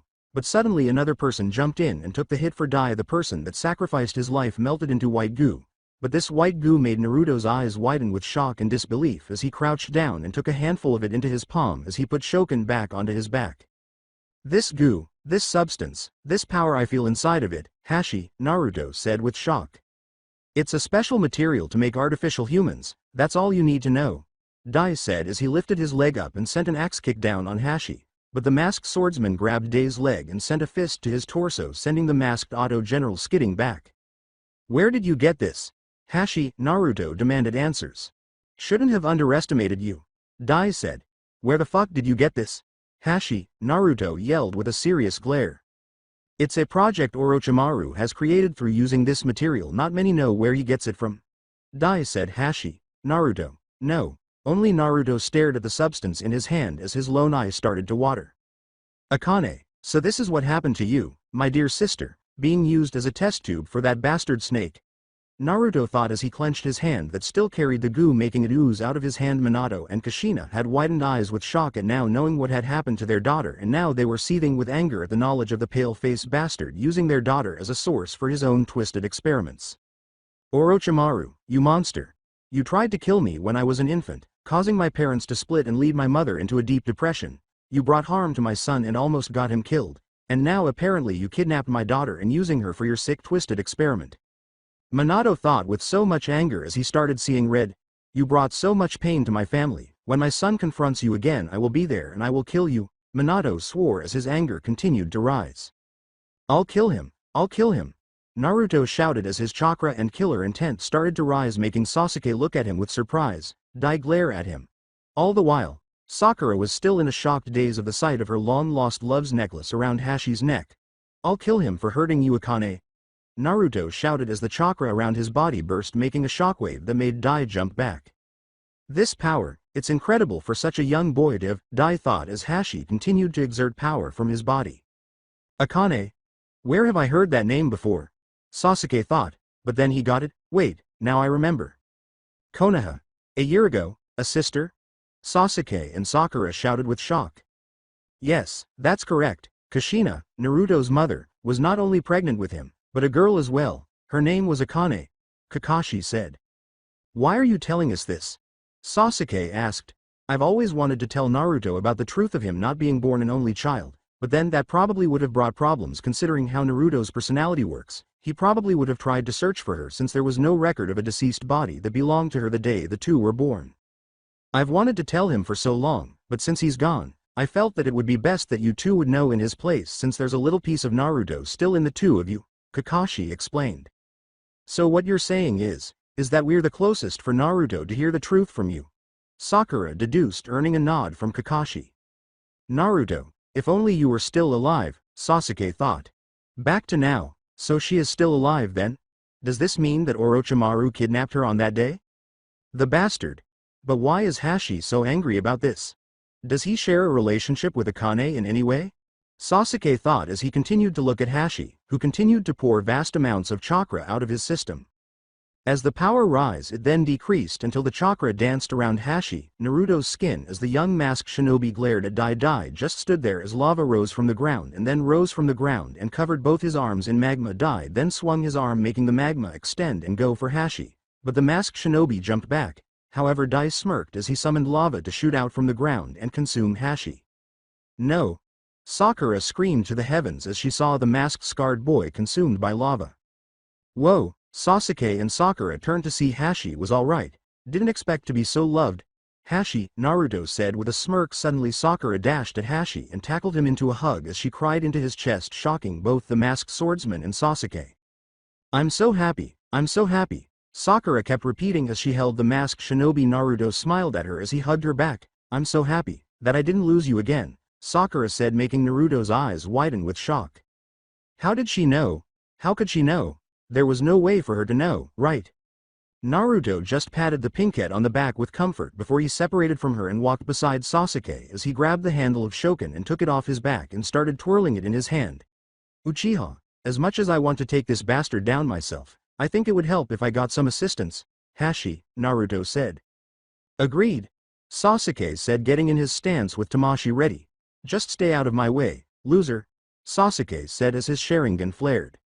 Only if you can keep up, Teme, Hashi, Naruto said with a smirk as he dashed straight at Dai. Sasuke's eyes widened for a moment before he dashed straight towards Dai and running besides Hashi. Sakura smiled with tears shedding from her eyes as she stared at Hashi's back, now known from calling her raven-haired teammate a bastard, that this masked shinobi that was now about to fight with Sasuke by his side was her thought to be deceased love, Naruto. I'm so happy that you're still alive, my love, my Naruto-kun, Sakura thought as she began wiping away her tears and continuing to smile at the masked blonde's direction. Dai just snapped his fingers, making a whole battalion of artificial beings jump out of their hiding spots, with some attacking Hashi, Naruto and Sasuke. The two swordsmen managed to push them away, but they had to jump back to Sakura as more just came their way. Sakura sensed one coming straight at her, so she summoned chakra to her fist as it was surrounded by green fire, and then she turned with a war cry and sent a fist straight at the enemy, but it didn't stop there. The power behind her fist was so great that it sent a shockwave of power, and as the victim was flying, a trail and tunnel of green fire followed it and destroyed and melted other artificial beings. It came across. Sasuke smirked at Sakura's ability while Naruto's eyes widened with shock, amazement and some fear. You've really gotten powerful ever since it happened, Sakura. I'm proud of you, Sasuke thought. Damn, she's so powerful. Never again will I get on Sakura-chan's bad side, Naruto thought with fear, and yet, that's so hot. Definitely your father's son, all right, Kurama said. Shut up.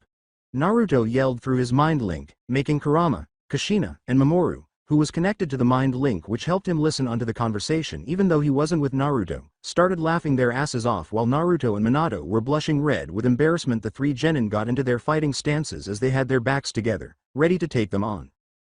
3 against, well, a lot, I like it, Hashi, Naruto said with a sadistic smile on his face.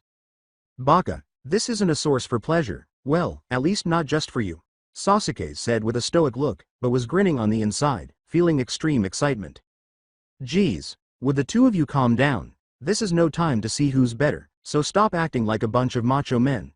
Sakura said, sounding annoyed, but was still smiling. Sasuke was clueless of why the two covering his back were really smiling, but Naruto and Sakura knew why.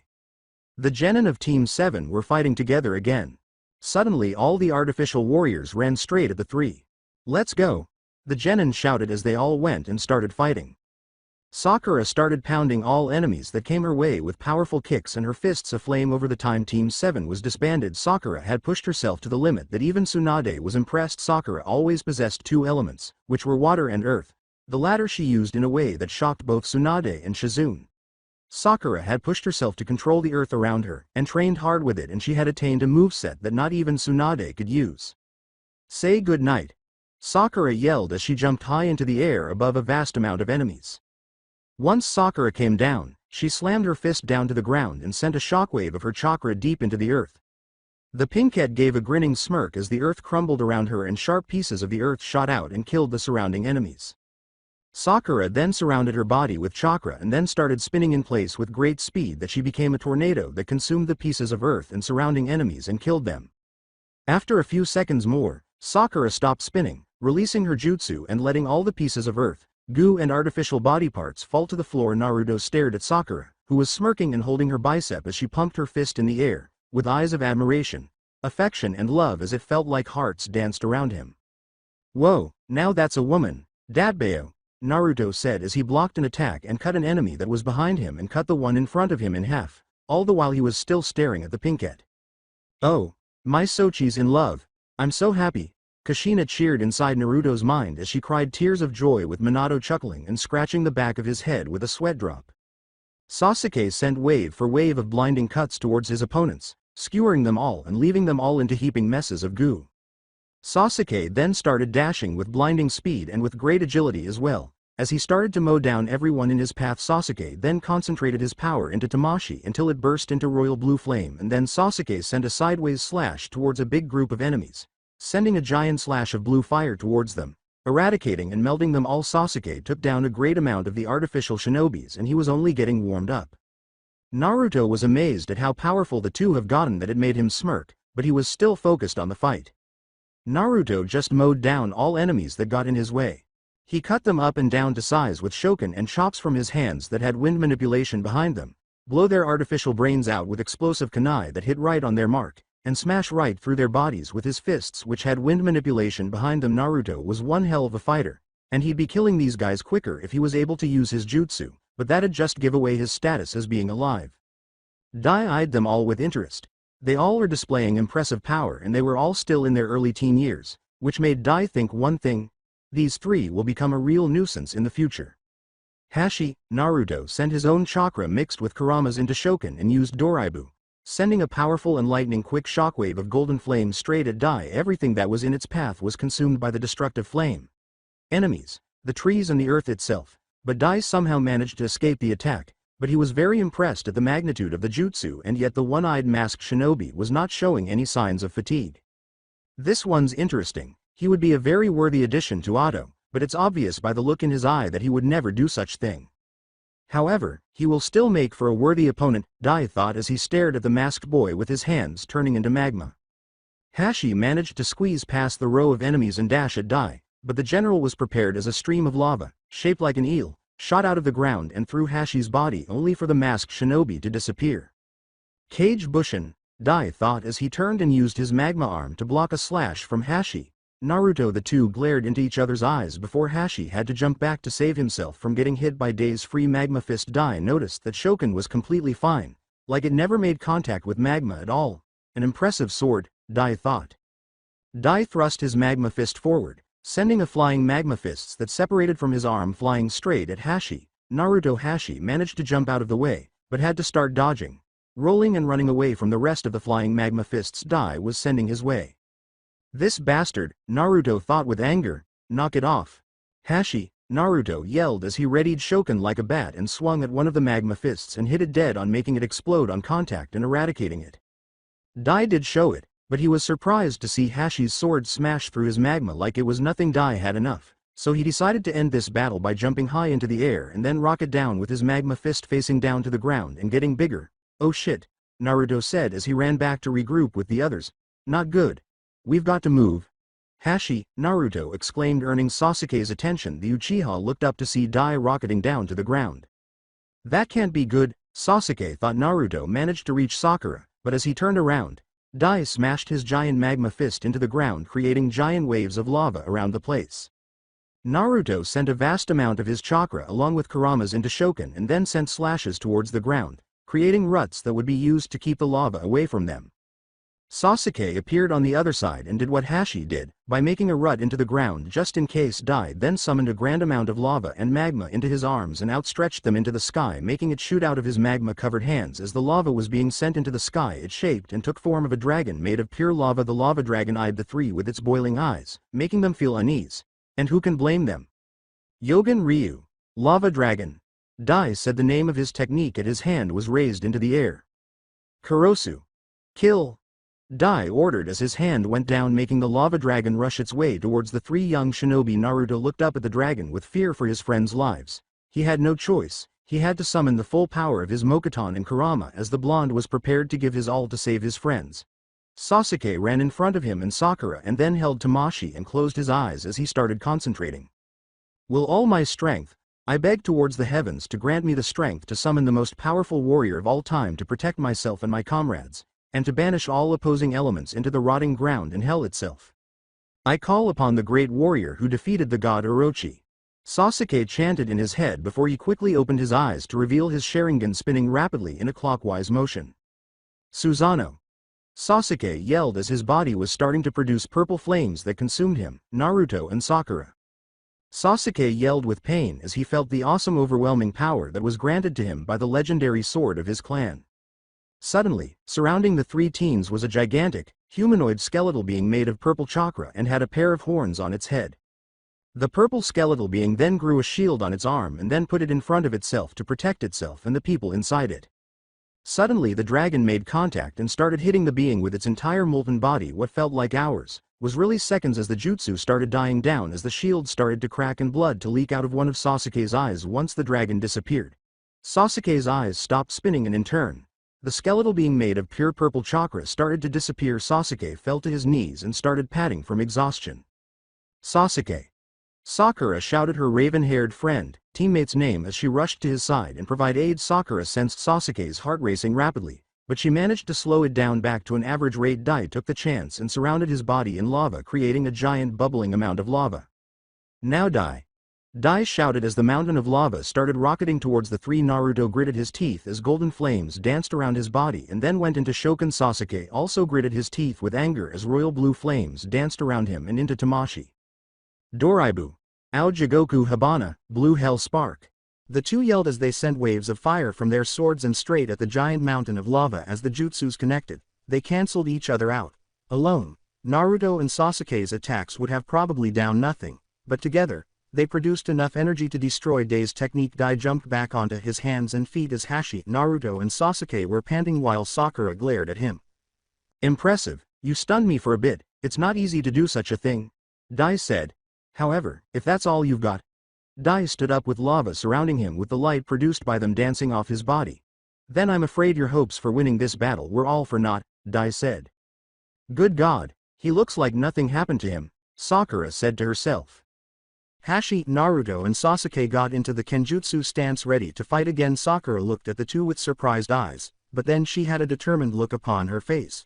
Right, if they can stand up when the odds are against them, Sakura thought as she stood up and got into her fighting stance. Then I will too, Sakura thought with a serious look upon her face. Dai just stared at the three for a moment before walking towards them, but then something interrupted him.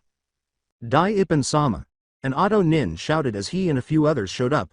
Forgive our intrusion, but headquarters called and they said they needed you back ASAP. The Auto Nin said with fear of what Dai might do next. Dai closed his eyes before reopening them and nodded.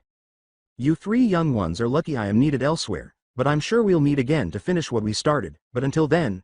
Dai put up his hand in a ram sign and the shouted, Kai. And then suddenly the whole village started to explode. Hashi, Naruto, Sasuke and Sakura quickly turned around and saw that all the buildings and homes, hell, the entire village was exploding. A life lesson.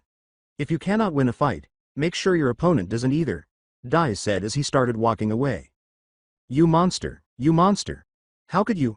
Sakura screamed at Dai's retreating form. Get back here, you coward. Get back here so I can kill you. Sakura screamed as she was about to chase after him, but Naruto held her back. Don't you dare run away from me. Get back here and fight. Get back here. Sakura continued to scream as Dai continued to walk away. Let me go, right now Sakura, enough. Naruto shouted at her, shocking the pinkette. I know how you feel. I've seen horrible things for what felt like ages, things no one our age should see, but we must endure horrible actions. It is why we were given this. Naruto put his finger atop of Sakura's Hitai 8.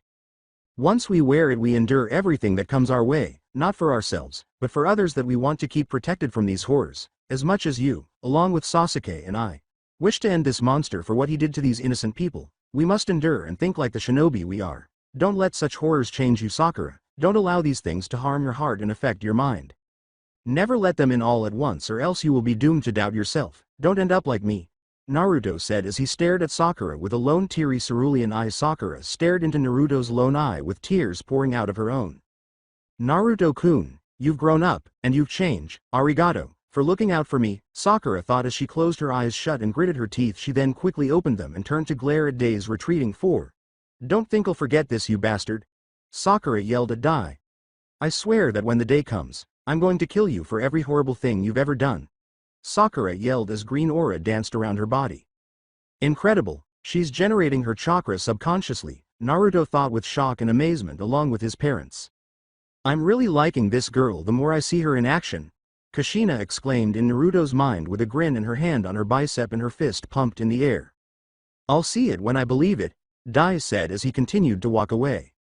You really should take her seriously. I mean, it's not every day that you meet a girl who can generate a great amount of chakra subconsciously. Naruto, Hashi said with a smirk under his mask. Dai stopped in his tracks as he heard the masked shinobi's words. Ippon-sama, is everything alright? One of the Auto Nin asked with fear of what Dai might do. Dai turned his head a bit and saw Sakura's body being surrounded by her chakra as she glared at him.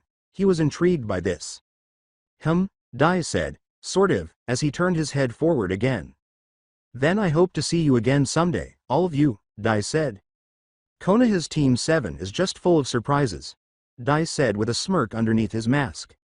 Naruto and Sakura's eyes widened while Sasuke looked confused. Sorry about what happened all that long ago, but admitted, it was blessing in disguise. You've become powerful now, child, all thanks to the consequences of the events. You're stronger than you ever were before. You are equal, possibly even greater than your longtime rival, and you've achieved a level of greater self-confidence than before.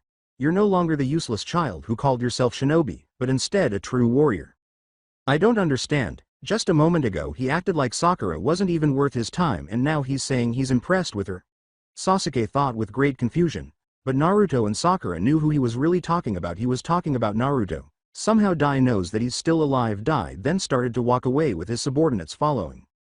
We will meet again, child. The clock of time itself is always ticking, meaning that it is inevitable. Kami always has a plan for us chess pieces, and his plan for us will come sooner than we expect. And with those final words, Dai had vanished into the darkness with his subordinates. Naruto continued to glare at where he last saw Dai's body before it was consumed by the darkness. Yeah, we will meet again, I guarantee it, Dadbao, Naruto thought as he continued to glare. Suddenly he felt a hand grab his necklace that was given to him by his grandmother over a year ago. Naruto looked to see it was Sakura smiling at him with a loving smile and loving eyes. Still kept it, huh? Naruto-kun? Sakura whispered to him as she gave him a warm smile. Naruto blinked his one eye with surprise as he had a dumbfounded look underneath his mask. He then closed his single eye and scratched the back of his head as he chuckled with embarrassment. Okay, now I see how she figured it out, Naruto thought, feeling like an idiot. Great job, kid, just when I thought you were actually a very capable assassin, Kurama said with some disappointment in his host. Shut up, Kurama. My Sochi's having a moment with his future wife, Kushina said, feeling so proud in her son for winning this young girl's heart. Actually, I have to agree with Kurama, Minato said. Even though I understand the importance of the necklace to Naruto, hell, even I would keep it with me all the time, but Naruto could have just put a seal on his collarbone or his chest to keep the necklace inside. But one horrifying anime-style glare from Kushina caused Minato to turn completely white from fear, and it didn't help that her hair was doing that standing up nine-tailed thing. On second thought, I absolutely agree with you, Kushina-chan. A moment for our young boy with the girl of his dreams is much more important than pointing out a mistake he made as a shinobi, Minato quickly said with his hands up and waving in defense. Whipped, Kurama said with a smirk. I died once. I am not going through that again.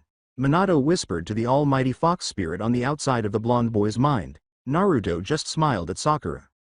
It's a family heirloom that was given to me by my grandma as a present. I can't go anywhere without it. Naruto whispered while still smiling at the smiling Sakura. Just as Sakura was about to open her mouth, Naruto put his finger to her lips. I know what you're going to say, but I can't come back, and before you flip your lid, just hear me out. Naruto whispered to the pinkette. Sakura just stared at him with a serious look that said, you better explain quick, 'cause I haven't seen you in over a year and I am not liking what you said to me in the slightest bit. There is a force inside the walls of Konoha that will tear us apart forever if I come back before I am ready. Naruto whispered. Sakura looked at him with shock at hearing this. I can't go back because I'm afraid of never seeing you again if I return too soon. I'm sorry, but please keep my status as living a secret. Naruto whispered to her. Sakura looked down at Naruto's chest with a saddened look upon her face as she started to shed tears. He was alive and she thought that she finally had him back, but in truth he was still far from her grasp, and it was only this moment that they were allowed to be with each other. Naruto then picked up her chin with his finger and made her look him in his soul compassionate eye. But I promise that I will return. And then, Naruto grabbed her hand and locked his fingers with her own. We can finally be together. I promise, Naruto said smiling. And you know me and promises? Sakura smiled at him with a sad yet happy smile with compassion and love in her eyes as they continued to shed tears. Sakura, I lo. Suddenly the tip of Tamashi was next to Naruto's head. Let her go, Sasuke said with his tone sounding menacing as he glared at Hashi. Naruto just looked at Sasuke with his lone eye before he did as he commanded and released Sakura. Sakura walked by Sasuke's side and looked at him as if he lost his mind. Sasuke, what are you doing? He helped us, Sakura said, thinking Sasuke lost his marbles. Again Sasuke then threw a Konoha Hitai 8 her way, which she grabbed. This was found at one of the burning Oto bases. Hashi and his friends framed us and the rest of Konoha for what they did to Oto, Sasuke said, still holding Hashi at blade point with his glare still directed at him. Sakura looked at the headband with shock as she then looked at Naruto. It was the most logical thing to do. My group is supposed to be unknown to the world and your village is already at war with Oto. Their leader tried to assassinate the Yondaime Hokage when he was a newborn. They invade your home leading to the death of your Sandaime Hokage, and they were the reason that your teammate died. Hashi, Naruto explained. Sasuke's eyes widened at hearing this, before he glared at Hashi with his Sharingan blazing red. You better not be fucking lying, Sasuke said, aiming the tip of Tamashi to Hashi's neck, making the masked shinobi back up a bit. He not, Sakura quickly said, placing her hand on Sasuke's shoulder. Sasuke, General Dai led to the volcano erupting. He placed explosive tags everywhere inside. It's all his fault. Sasuke once again had a shocked look upon his face before he closed his eyes tightly and gritted his teeth with anger. He's dead, Sasuke shouted as he reopened his eyes with his Sharingan blazing red. Once I'm done with you, he's next, Sasuke shouted as he was about to slash at Hashi. Sasuke number, Sakura shouted as she quickly held back Sasuke with her enhanced strength. Haven't we all been through enough today? Sakura cried. Sasuke just looked at her with surprise. Everyone is safe. Oto is gone, and all her comrades are waiting for us outside the what used to be the village. Please, no more violence, it wouldn't even matter in the end. Sakura tried to reason with her raven-haired teammate. Sasuke just looked at her before he looked at Hashi. After a moment or two, Sasuke resheathed Tamashi back into its scabbard. I will listen to her, but the day our paths cross again, Hashi, you won't be so lucky, Sasuke said. Hashi, Naruto let out some air he didn't even know he was holding in relief, before he looked at the two with a smile and happy cerulean eyes.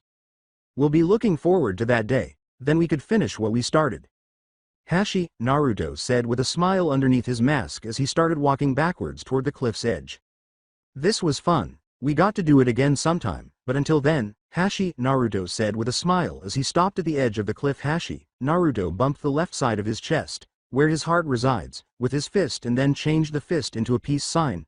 Ya-ne, the masked assassin said as he leapt off the cliff and fell straight down towards the ground. Sakura quickly ran to the edge and saw Naruto continued to fall. Please don't die, Sakura kept thinking over in her head with worry and fear. You know, Sakura-chan, I'm happy you know that I'm alive, because now I know you'll sleep at night without shedding a single tear of sadness over me. Naruto thought as he closed his lone eye and shed a tear with it. Naruto then did some flips to build up wind and used his wind manipulation to make him stop a foot off of the ground before landing on it gently. Naruto then built up wind to his feet and then started running as fast as the wind towards the exit of what once was the Sukiakara village.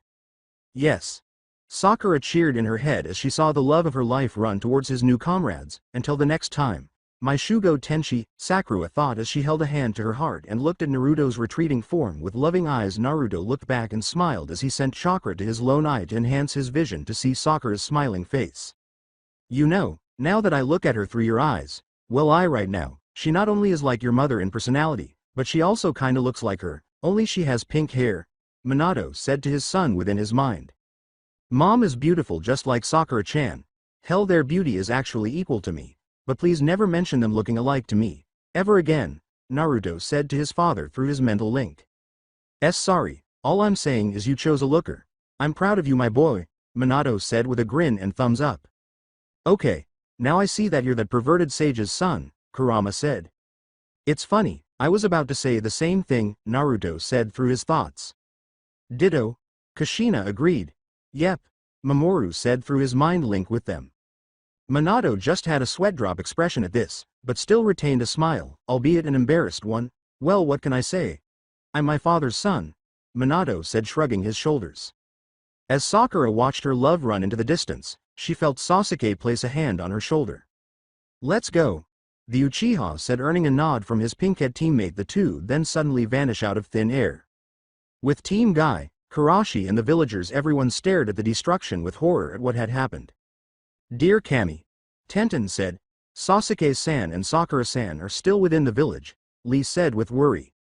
I'm sure they're fine, Neji said, surprising his two teammates.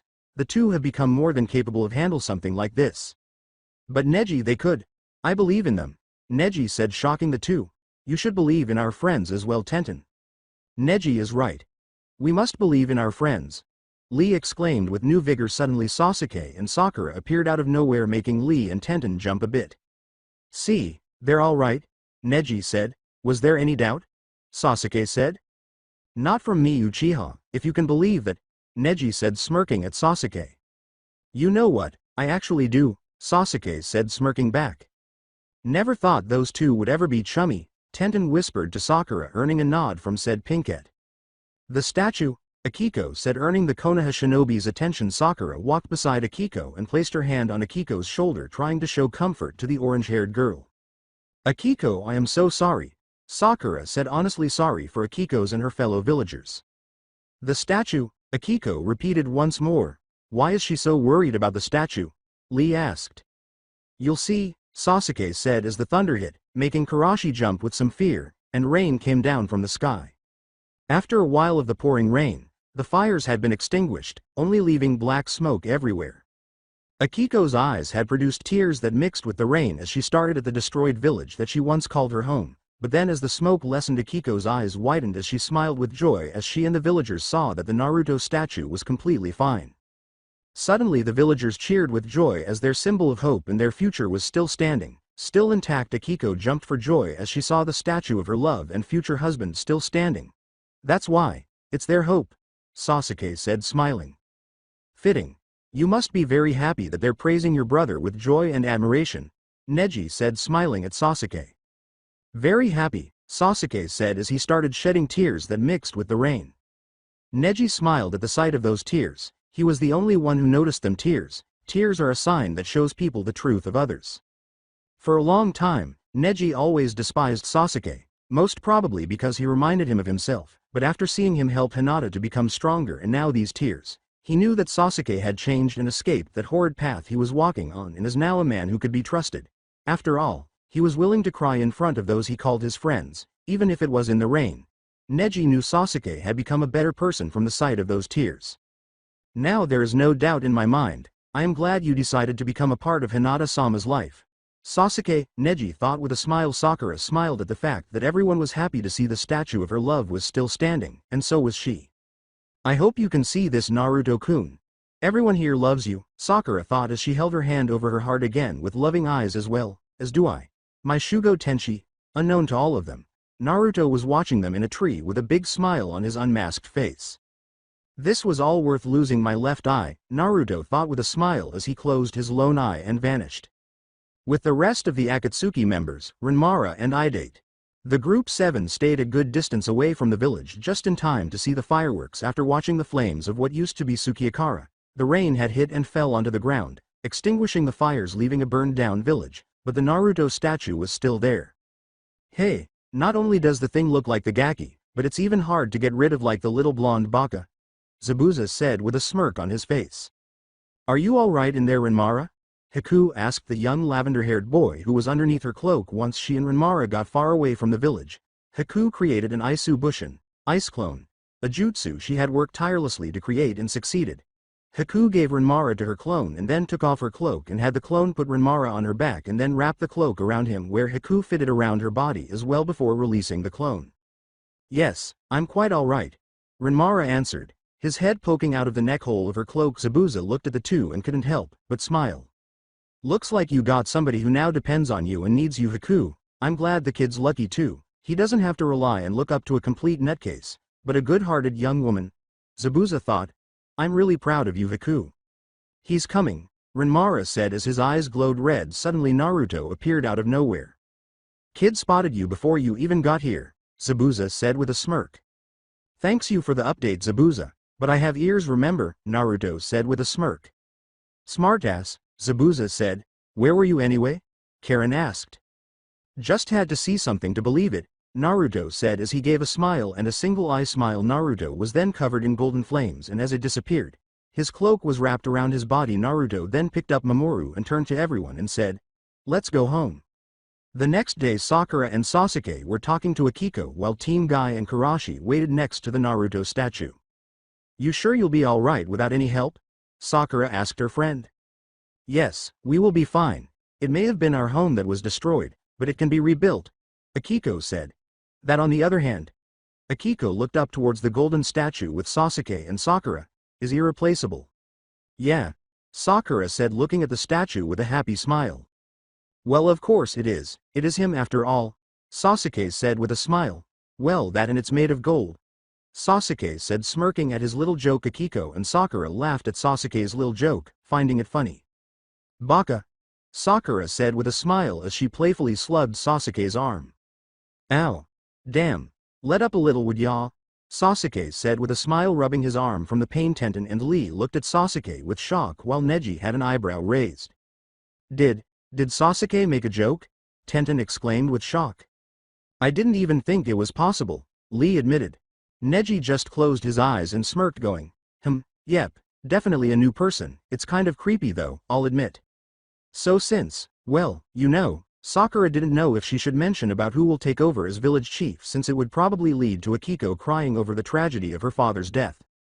I've discussed it with my sibling and we've agreed that my elder sister Aiko will take over as chief, since Akihiko is, well, a bit of a coward, Akiko said still smiling. So you gave your sister the documents, right? Sakura asked. Yes, and she accepts providing assistance for your trade routes in exchange with protection and sending shinobi to teach our villagers the way of shinobi. After we rebuild the village, of course, Akiko said, earning a nod from the two. And what about you? How come you didn't try to take the title? Sasuke asked. Sasuke. Sakura exclaimed the Uchiha's name as she smacked his arm. Ow. What? I was just curious. I didn't mean to make her sound power-hungry or anything, Sasuke retorted. I have a little plan for the future and being chief might complicate it, Akiko said still smiling. Well, if that's all then we better head out, Sasuke said. It was good seeing you again, Akiko. And to you, Sasuke-kun, Akiko said with a small bow that Sasuke returned. Sasuke then headed towards Team Guy while Sakura stayed behind with Akiko. Akiko, I'm happy that you're alright, but are you sure you don't need any help? Sakura asked. Sakura, I am grateful that you are my friend and you wish to assist in the reconstruction of the village, but you have helped us enough as it is, and for that I thank you, Akiko said bowing to her friend. Oh, would you stop that? Sakura exclaimed with an annoyed face. Akiko quickly stood up and was worried if she did anything wrong. We're friends, and friends don't bow to each other when they're saying goodbye. Sakura said. The pinkette then suddenly hugged Akiko, surprising her. It doesn't mean as much as a hug, Sakura said with a smile. Akiko smiled as well as she returned the hug. Once the two separated, they smiled at each other once again. Oh, and one more thing, Sakura whispered. I'm okay with you have deep feeling for Naruto, but he will be mine, Sakura said with a determined look on her face. Akiko was shocked to hear that Sakura knew Naruto was alive, but she smiled, happy that her friend knew the truth. Well then, as they say, Akiko said as she then had a determined look on her face as well as she pumped her fist up to her face. Game on, Akiko said with a determined smile. Sakura grinned as she pumped her fist up as well. The two then smiled happily to each other and gave each other one last hug before they separated. Good luck Akiko, we'll come visit, Sakura said as she walked away while waving Akiko goodbye. Same to you Sakura, I hope to visit your village someday, Akiko said as she also waved goodbye to her friend as Akiko watched as Sasuke, Sakura, Team Guy and Karashi leave the village. Akiko couldn't help but smirk at one simple little thing she kept to herself from Sakura. You may hold Naruto-kun's heart Sakura-san, but Naruto-kun promised me that he would marry me someday, and you know him and promises, Akiko thought as she started giggling with a blush adorning her cheeks. At the Akatsuki base the following day Naruto and company finally made it back to the base where Obito, Yahiko, Rin and Itachi. Itachi, didn't expect to see you here. What's up? Naruto said to the elder Uchiha. Naruto was wearing his demon mask so he wouldn't freak Rin out with the whole now becoming a Cyclops thing. And boy did he make a good call since she was here. I heard that you had met with my brother and clashed swords with him, Itachi said. Oh, I get it. You want to hear how good your brother is, huh? Naruto said earning a nod from Itachi. Naruto just smiled and chuckled a bit. He's really grown powerful. He now wields the legendary Tamashi and can use Amaterasu and Susanoo with it. He's really grown up to be one hell of a shinobi and swordsman, Naruto said with a smirk. The four were shocked to hear this, but none more than Obito and Itachi. So Sasuke has become the second wielder of the legendary blade Tamashi, and here I thought that sword was a fairy tale for little kids in our clan, Obito thought. Oh, and good news. He's off that damn vengeful path he was on for a long time. I mean he still wants to kill you, but he's a dedicated shinobi through and through. I know you'd be proud of him Itachi, Naruto said with a smile. Itachi looked down to the floor with a faint smile. Sasuke, you have become so powerful and you are becoming what I'd hope you'd become. An heir to the Uchiha with a true hero's heart. I'm proud of you, my Otuto, Itachi thought as he concentrated on not tearing up in public. He had a reputation to keep. Either way, everything went according to plan and we got some bonuses through it all as well, Naruto said as he grabbed two scrolls and opened them onto the ground before undoing the seal on them. Atop of the scrolls were the twin blades Kiba and the legendary Raijin no Ken. Well, I'll be damned, Yahiko said, so you encountered Aoi and Raiga. That is correct, and I wish to ask permission. You got new members? Yahiko said with a smirk. Naruto nodded in response. Well, they're welcomed here? Great, this is Idate. I wish to help him get stronger and become a great shinobi, Naruto introduced the brunette boy. It's nice to meet you, Idate said quickly taking a bow. You don't need to act so frightened, Rin said placing her hand on Idate's shoulder making the young boy look up at her smiling face. We are all friends here, and we will treat you with as much kindness as I'm sure you'll treat us with, Rin said smiling motherly making Idate blush. She acts so heavenly, Idate thought as he stood up. Oh, and the other is a dujutsu user. I don't know what it's really called but I like to call his unique dujutsu, Mokugan. Beyond Eye. Naruto said with a proud grin on his face. Haku then walked up to the two and moved her cloak a bit and led down Renmara, who was a bit shy to meet the Akatsuki members in front of him. This is Renmara. Haku introduced the boy. Renmara, I think I've heard of you before from a friend of ours. Your dujutsu and timing with your sight could help us out a great deal in the Akatsuki, Yahiko said smiling at the boy. You don't have to be afraid, they're our friends, Haku said smiling down at the boy. Renmara nodded to her, trusting Haku completely, as he then turned to the four and bowed politely to them. Thank you, and it's nice to meet the people who have helped Haku, Renmara said. If it is all right with you, I wish to look after him, Haku said, hoping they'd say yes. Well, seeing as he trusts you the most, then sure, Yahiko said. Haku smiled and lifted the boy up in her arms where he wrapped his arms around her neck. Arigato, Haku said as she smiled at Renmara with the young lavender-haired boy smiling back. Naruto-kun, why are you still wearing your mask? Rin asked. Huh, oh, because I like how it feels, Naruto said, hoping she'd buy it, but she didn't. Rin looked at him with a serious look on her face. Because it looks cool, Naruto said. I'm this close to getting the frying pan, Rin said, closing her eyes and still having a serious look. Okay. Okay. No need to get violent, Naruto said. Obito, you might want to get on the other side of Yahiko. Naruto said. Obito raised an eyebrow at this, but did as he was told. Naruto had to have a reason for wanting him to go on the other side of their leader's side. Naruto gulped as he undid his ribbons and then took off his mask, earning a gasp from Rin along with shocked looks from her and the other four as they saw that Naruto's left eye was stabbed and rendered useless. Yeah. So, I'm a Cyclops, Naruto said with a nervous smile, and scratching the back of his head. Rin shook in place for a moment before she turned and glared at her fiancé. This is all your fault, Obito, Rin screamed as she was ready to tear apart her fiancé. Me? What did I do? Obito exclaimed with fear as he hid behind Yahiko. Hey, don't get me involved in your domestic affairs, Yahiko exclaimed, afraid of getting an ass whooping from Rin. And how are you involved? Obito said. You're using me as a human shield. Of course I'm involved because of the position you put me in. Yahiko shouted with a pissed anime-style look on his face. Rin tried to get past Yahiko to get to Obito, but he was being used as a pretty good human shield.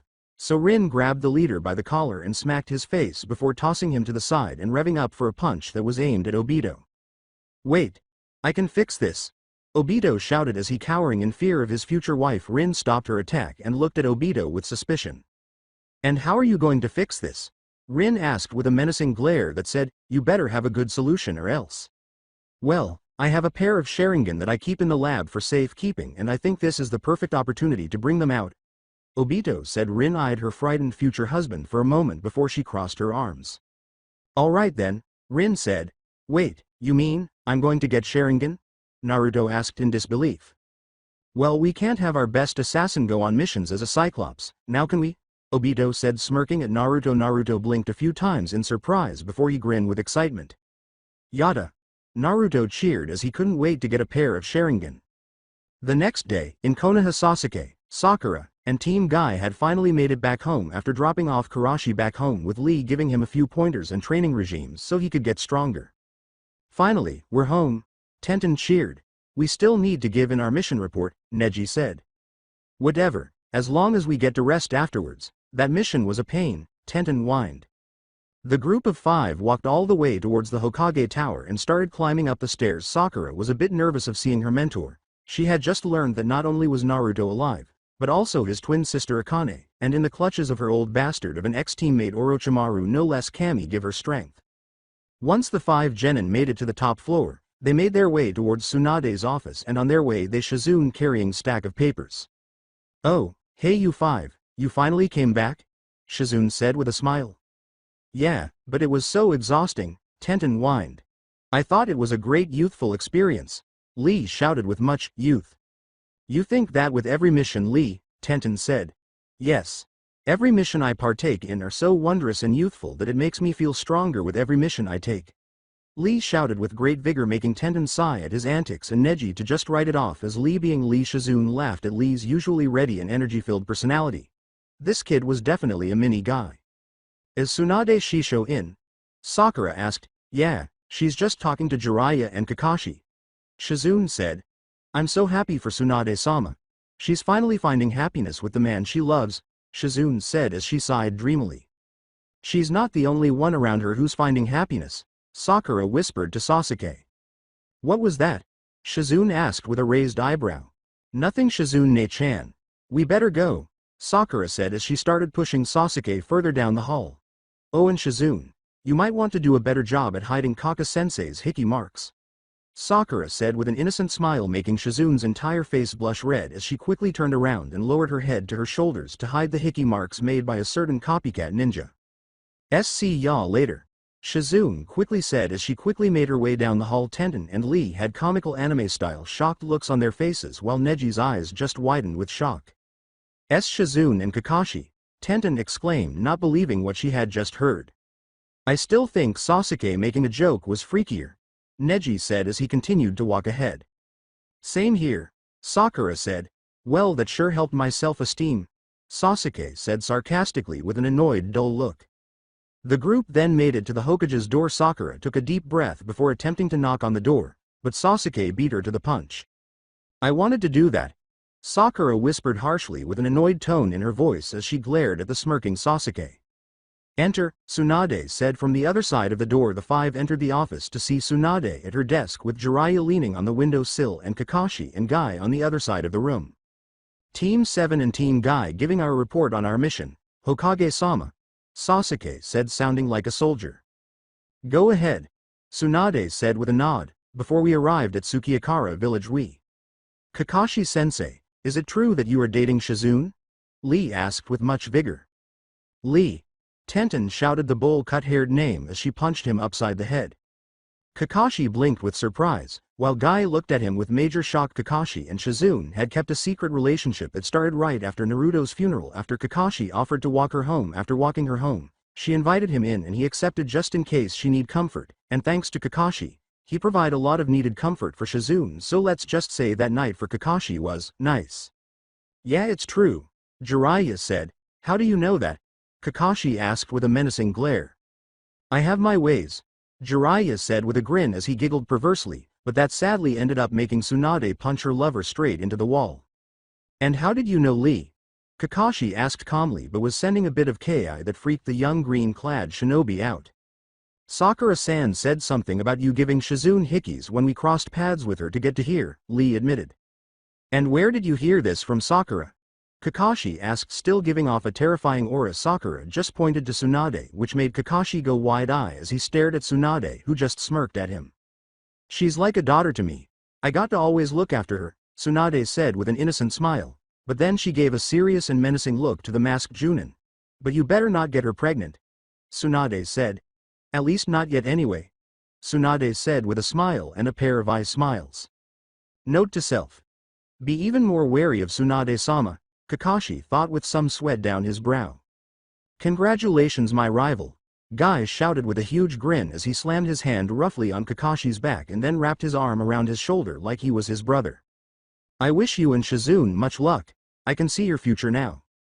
You both live happily and spawn a bright beautiful child, and when he or she grows up and joins the academy, they will meet my own future child and they shall become eternal rivals like ourselves. And it won't stop there. After they have their own, those two shall become eternal rivals, and then so and so on. For every generation. It's so beautiful I could cry. And cry, Guy did with joy and pride as he had stars in his teary eyes. Kakashi on the other hand had a frightened and worried look in his soul eye as he imagined the torture his child as so would have with the spawn of Guy's genes. Oh God, my poor descendants, Kakashi thought with worry and fear. The Hitaki curse has now begun. You may continue your report, Sasuke, Tsunade said.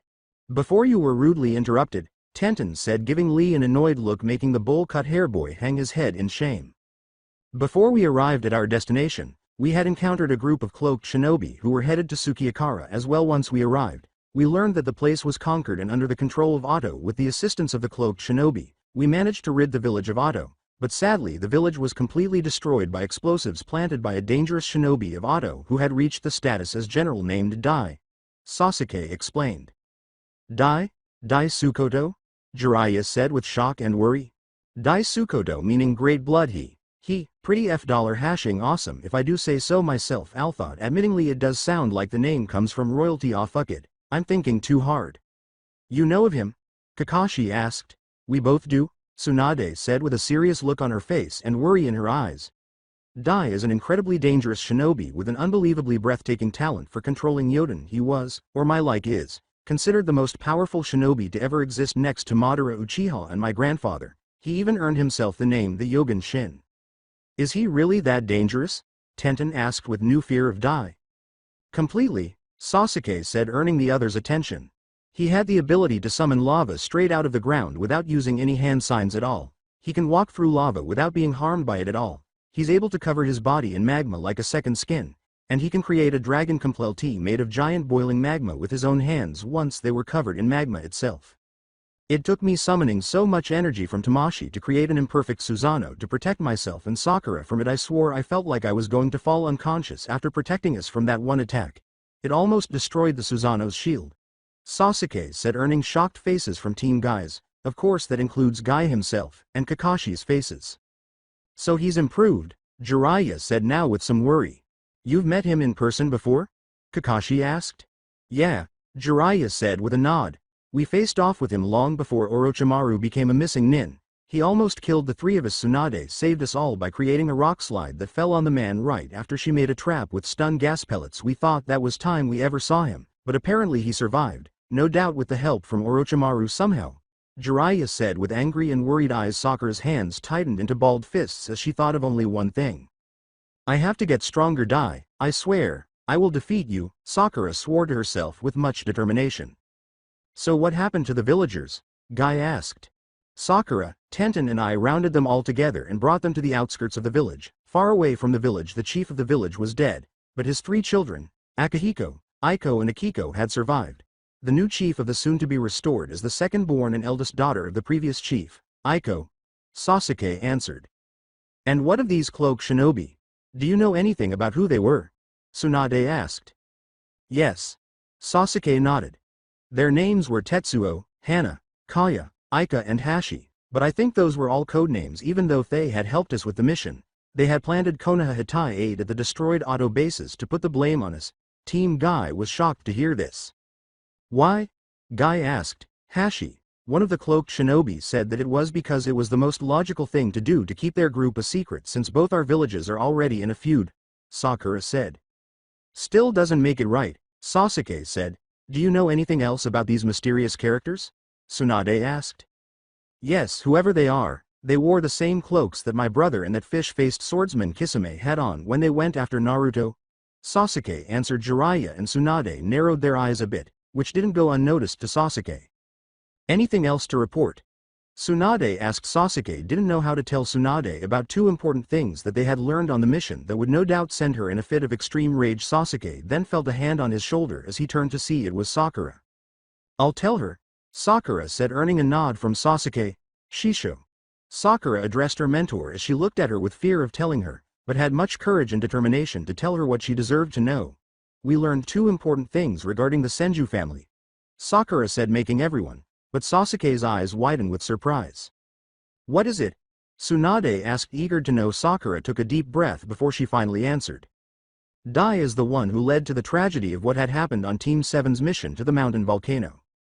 He planted explosive inside, causing the volcano to erupt, leading to, well, you know.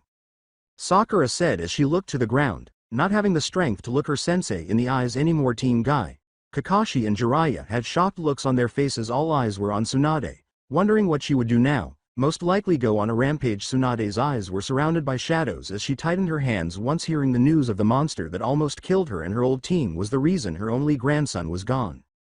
What's the other information? Tsunade asked, trying her best to hold in her anger. It's about those mysterious shinobi that infiltrated the village and attacked Sasuke, Hinata and I. Apparently they are created from Senju DNA, Sakura said, shocking everyone again. Which explains how they are able to use wood style, Sasuke added. But how? Guy asked. Jiraiya and Tsunade wanted to know the answer more than anyone. Sakura took another deep breath as she was gathering up all the strength she could muster to tell them the truth. Akane, she's still alive and being used by Orochimaru to create these things, Sakura admitted. Team Guy had confused looks on their faces, wondering who Akane was, but Kakashi, Tsunade and Jiraiya were frozen with shock, and to Team Guy that had to mean something big. Wait, so there's another Senju? Who is this Akane? Neji asked. Minato and Kushina's daughter and Naruto's twin sister, Kakashi answered as he started feeling immense hatred for Orochimaru, and all of Auto Team Guy's eyes widened with shock at this new piece of news. Naruto had a twin sister? Tenten thought with shock. Orochimaru, how low can you go? Guy thought. That monster will pay for bringing great harm to Konoha and Naruto's family, Neji thought with new anger towards the pale snake sage. Naruto has a sister. She must be beautiful. Naruto, I swear to you that I will find Akane and will take care of her and treat her like a princess. Lee thought. Oh Lee, what are we gonna do with you? You may go now. Tsunade ordered. The 5 genin nodded understandingly as they all turned and left out the door. That goes for you too as well, Tsunade said to Guy and Kakashi. The two nodded understandingly as they shushined away. Tsunade stood up from her seat and grabbed her desk and with great strength, threw it right out the window as she screamed with anger. Jiraiya just looked at her with an understanding, serious look on his face. With concerned and saddened eyes, Tsunade stood there in place in front of the hole, trembling with anger as tears started forming in her eyes. Tsunade almost fell to her knees with woe, but Jiraiya was there to grab her before she fell, and he proceeded to hold her in a warm and comforting embrace. As she started crying on his shoulder, Jiraiya held her close, letting her release all the sadness in her heart. "We'll get her back," Jiraiya said as he continued to embrace her, "I promise." With Sasuke, Sakura and Team Guy, the 5 genin exited out the building. They heard the desk thrown out of the building, and felt remorse for the Hokage. Orochimaru had officially become like a disease to the Senju clan, and they swore that one day, he was going to get what's coming to him. "Guys, I know it hasn't been easy lately, but we have to stay strong for not just ourselves, but the Hokage, Konoha and Naruto," Sakura said. "Sakura-san is right. We must hold our heads up high for our comrades, alive or deceased," Lee exclaimed, pumping his fist. "Agreed," Sasuke and Neji said at the same time. "That right now was just creepy," Tenten said with a comical anime-style creeped-out look on her face. "Hey, you guys came back." The 5 looked to see it was Shikamaru and the rest of Team 10 and Team 8. "See, I told you," Ino said. Right, you were right, troublesome." "What was that?" Ino yelled at her lazy teammate. "It's good to see you 5 Agai Ain," Hinata said. "Hinata." Sakura exclaimed her friend's name as she ran up to her and gave her a big hug, which Hinata gladly returned. "What am I, chopped liver?" Ino said with a pout at the fact that Sakura gave Hinata a hug and not her. "It's good to see you too, Ino," Sakura said, hugging the platinum blonde next. "When you're not insulting me, pig," Sakura said with a smirk as the two sparated. "Don't start billboard brow," Ino said, returning the smirk. "Damn, I was hoping for a catfight," Kiba said with a cocky smirk, but he was suddenly hit in the head with Tamashi's scabbard with the katana still inside, making the blunt attack that more painful. "Ow. Goddammit, that hurt, asshole." Kiba cursed at the Uchiha. "Thank you, Sasuke-san." Shino thanked the Uchiha while Kiba glared at him. "My pleasure," Sasuke said as Kiba now directed his glare at him, ignoring the Inuzuka. Sasuke turned and smiled towards Hinata. "It's good to see you again, Hinata," Sasuke said, still smiling at her. "Same to you, Sasuke-kun," Hinata said with a small smile and bow. "You don't have to bow to me. We're friends, so there is no need," Sasuke said, still smiling as Hinata receded from her bowing position. The two smiled at each other, looking into the other's eyes and having tints of pink on their cheeks. "Ah, they look so cute together," Tenten whispered to Neji with a smile on her face.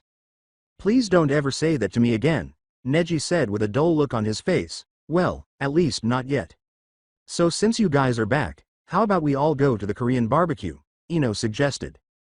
"Best idea I heard all day," Choji shouted with joy, "especially since I just finished my chips."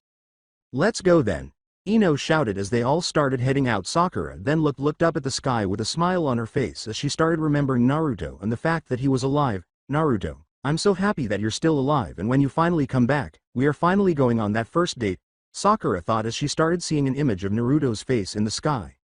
"Sakura-san, is something wrong?" Hinata asked as she noticed the pinkhead stopped moving. "Huh? Oh sorry Hinata, I didn't realize that I stopped moving," Sakura said as she jogged right next to Hinata and started walking by her side. As the two shared a smile, the two had become really close friends over time, and their bond was just getting stronger. "With Naruto and Obito?" "I said no," Obito said with his arms crossed and a serious look on his face. Naruto had just had surgery and now had the Sharingan, but they weren't just any Sharingan, they were the long-lost Sharingan of the infamous Madara Uchiha. Idea created by Oregon Ducks. "Thanks for the idea, dude. $ing rule." The young blonde now had bandages wrapped around his new eyes to protect them from the harm of the light while his new eyes were trying to adjust to the new change. "But why? We know where she is and—" "I said no," Obito yelled, silencing Naruto. "We tried infiltrating Orochimaru's lair before, but our operatives had lost their lives. We don't know how this is possible, but we know that it's considered suicide to go in." "Then send me in. I'll take care of everything," Naruto said. "No Naruto," Obito said. "But she's my sister, so this is my family business," Naruto argued. "And I am your superior, and as long as you are a part of Akatsuki, then what I say, you follow," Obito retorted, making Naruto seethe with anger. "Don't think that just because I am your mentor that I will not send your ass straight out of the organization for disobeying orders," Obito said. Naruto just stood silent, but he was looking down with a mad look on his face, making Obito sigh. "I promise you that one day we will save Akane, but rushing into a situation such as this isn't going to help, trust me," Obito said. Naruto still sat in his bed with silence. I swore upon the Akatsuki, your parents, Rin and myself that I would look after you and I am not going to go back on the promises I made. Obito said as he headed for the door. Get some rest, Obito said as he then left the room and closed the door, leaving Naruto by himself on his bed with Mamoru there on the bedside. Mamoru just looked up at his bed friend with concerned eyes before jumping onto the bed and walking towards the blonde side. Mamoru then started rubbing himself up against Naruto, giving him comfort, making the blonde smile as he then started petting his partner. I'm sorry about all this, Naruto, Mamoru said. Don't be, it's not over, Naruto said with a serious look on his face. What do you mean? Mamoru asked, looking at his friend with confusion. I finally know where my sister is and I am not going to rest until I get her away from that monster, and no one, not even Obito and the entire Akatsuki, is going to stop me, Naruto said, shocking Mamoru. Naruto, are you even listening to yourself? Mamoru said with shock. Well, I've got ears, don't I? Naruto said with a smirk. Stop being a smartass, Mamoru yelled at a now frowning Naruto. Naruto, you dedicated your life to the Akatsuki, they raised you to be who you are. Exactly, Naruto said, surprising Mamoru. Akatsuki stands for peace and equality for all living beings. My sister is a slave to a monster in a pale man's skin. Everyone in this world deserves to see the new dawn, and I can't think of anyone right now who deserves to see it more than my sister. Naruto said with much seriousness in his voice. Mamoru looked at Naruto with nothing else to say. Minato and Kushina knew that Obito was right, but they couldn't help but support their son. After all, Akane is their daughter and they feel the same way as Naruto. I'm going to save her, Naruto said, tightening his fist. Mamoru then had a serious look on his face. Okay, I'm in, Mamoru said. No, Naruto said. Mamoru, I need you to stay here and keep them busy while I'm gone and keep me updated through our mental link. I'll be counting on you, buddy, Naruto said as he rubbed Mamoru's head. Okay, but you're not going now, are you? Mamoru asked, hoping he'd say no. Of course not, Naruto said, making Mamoru sigh with relief.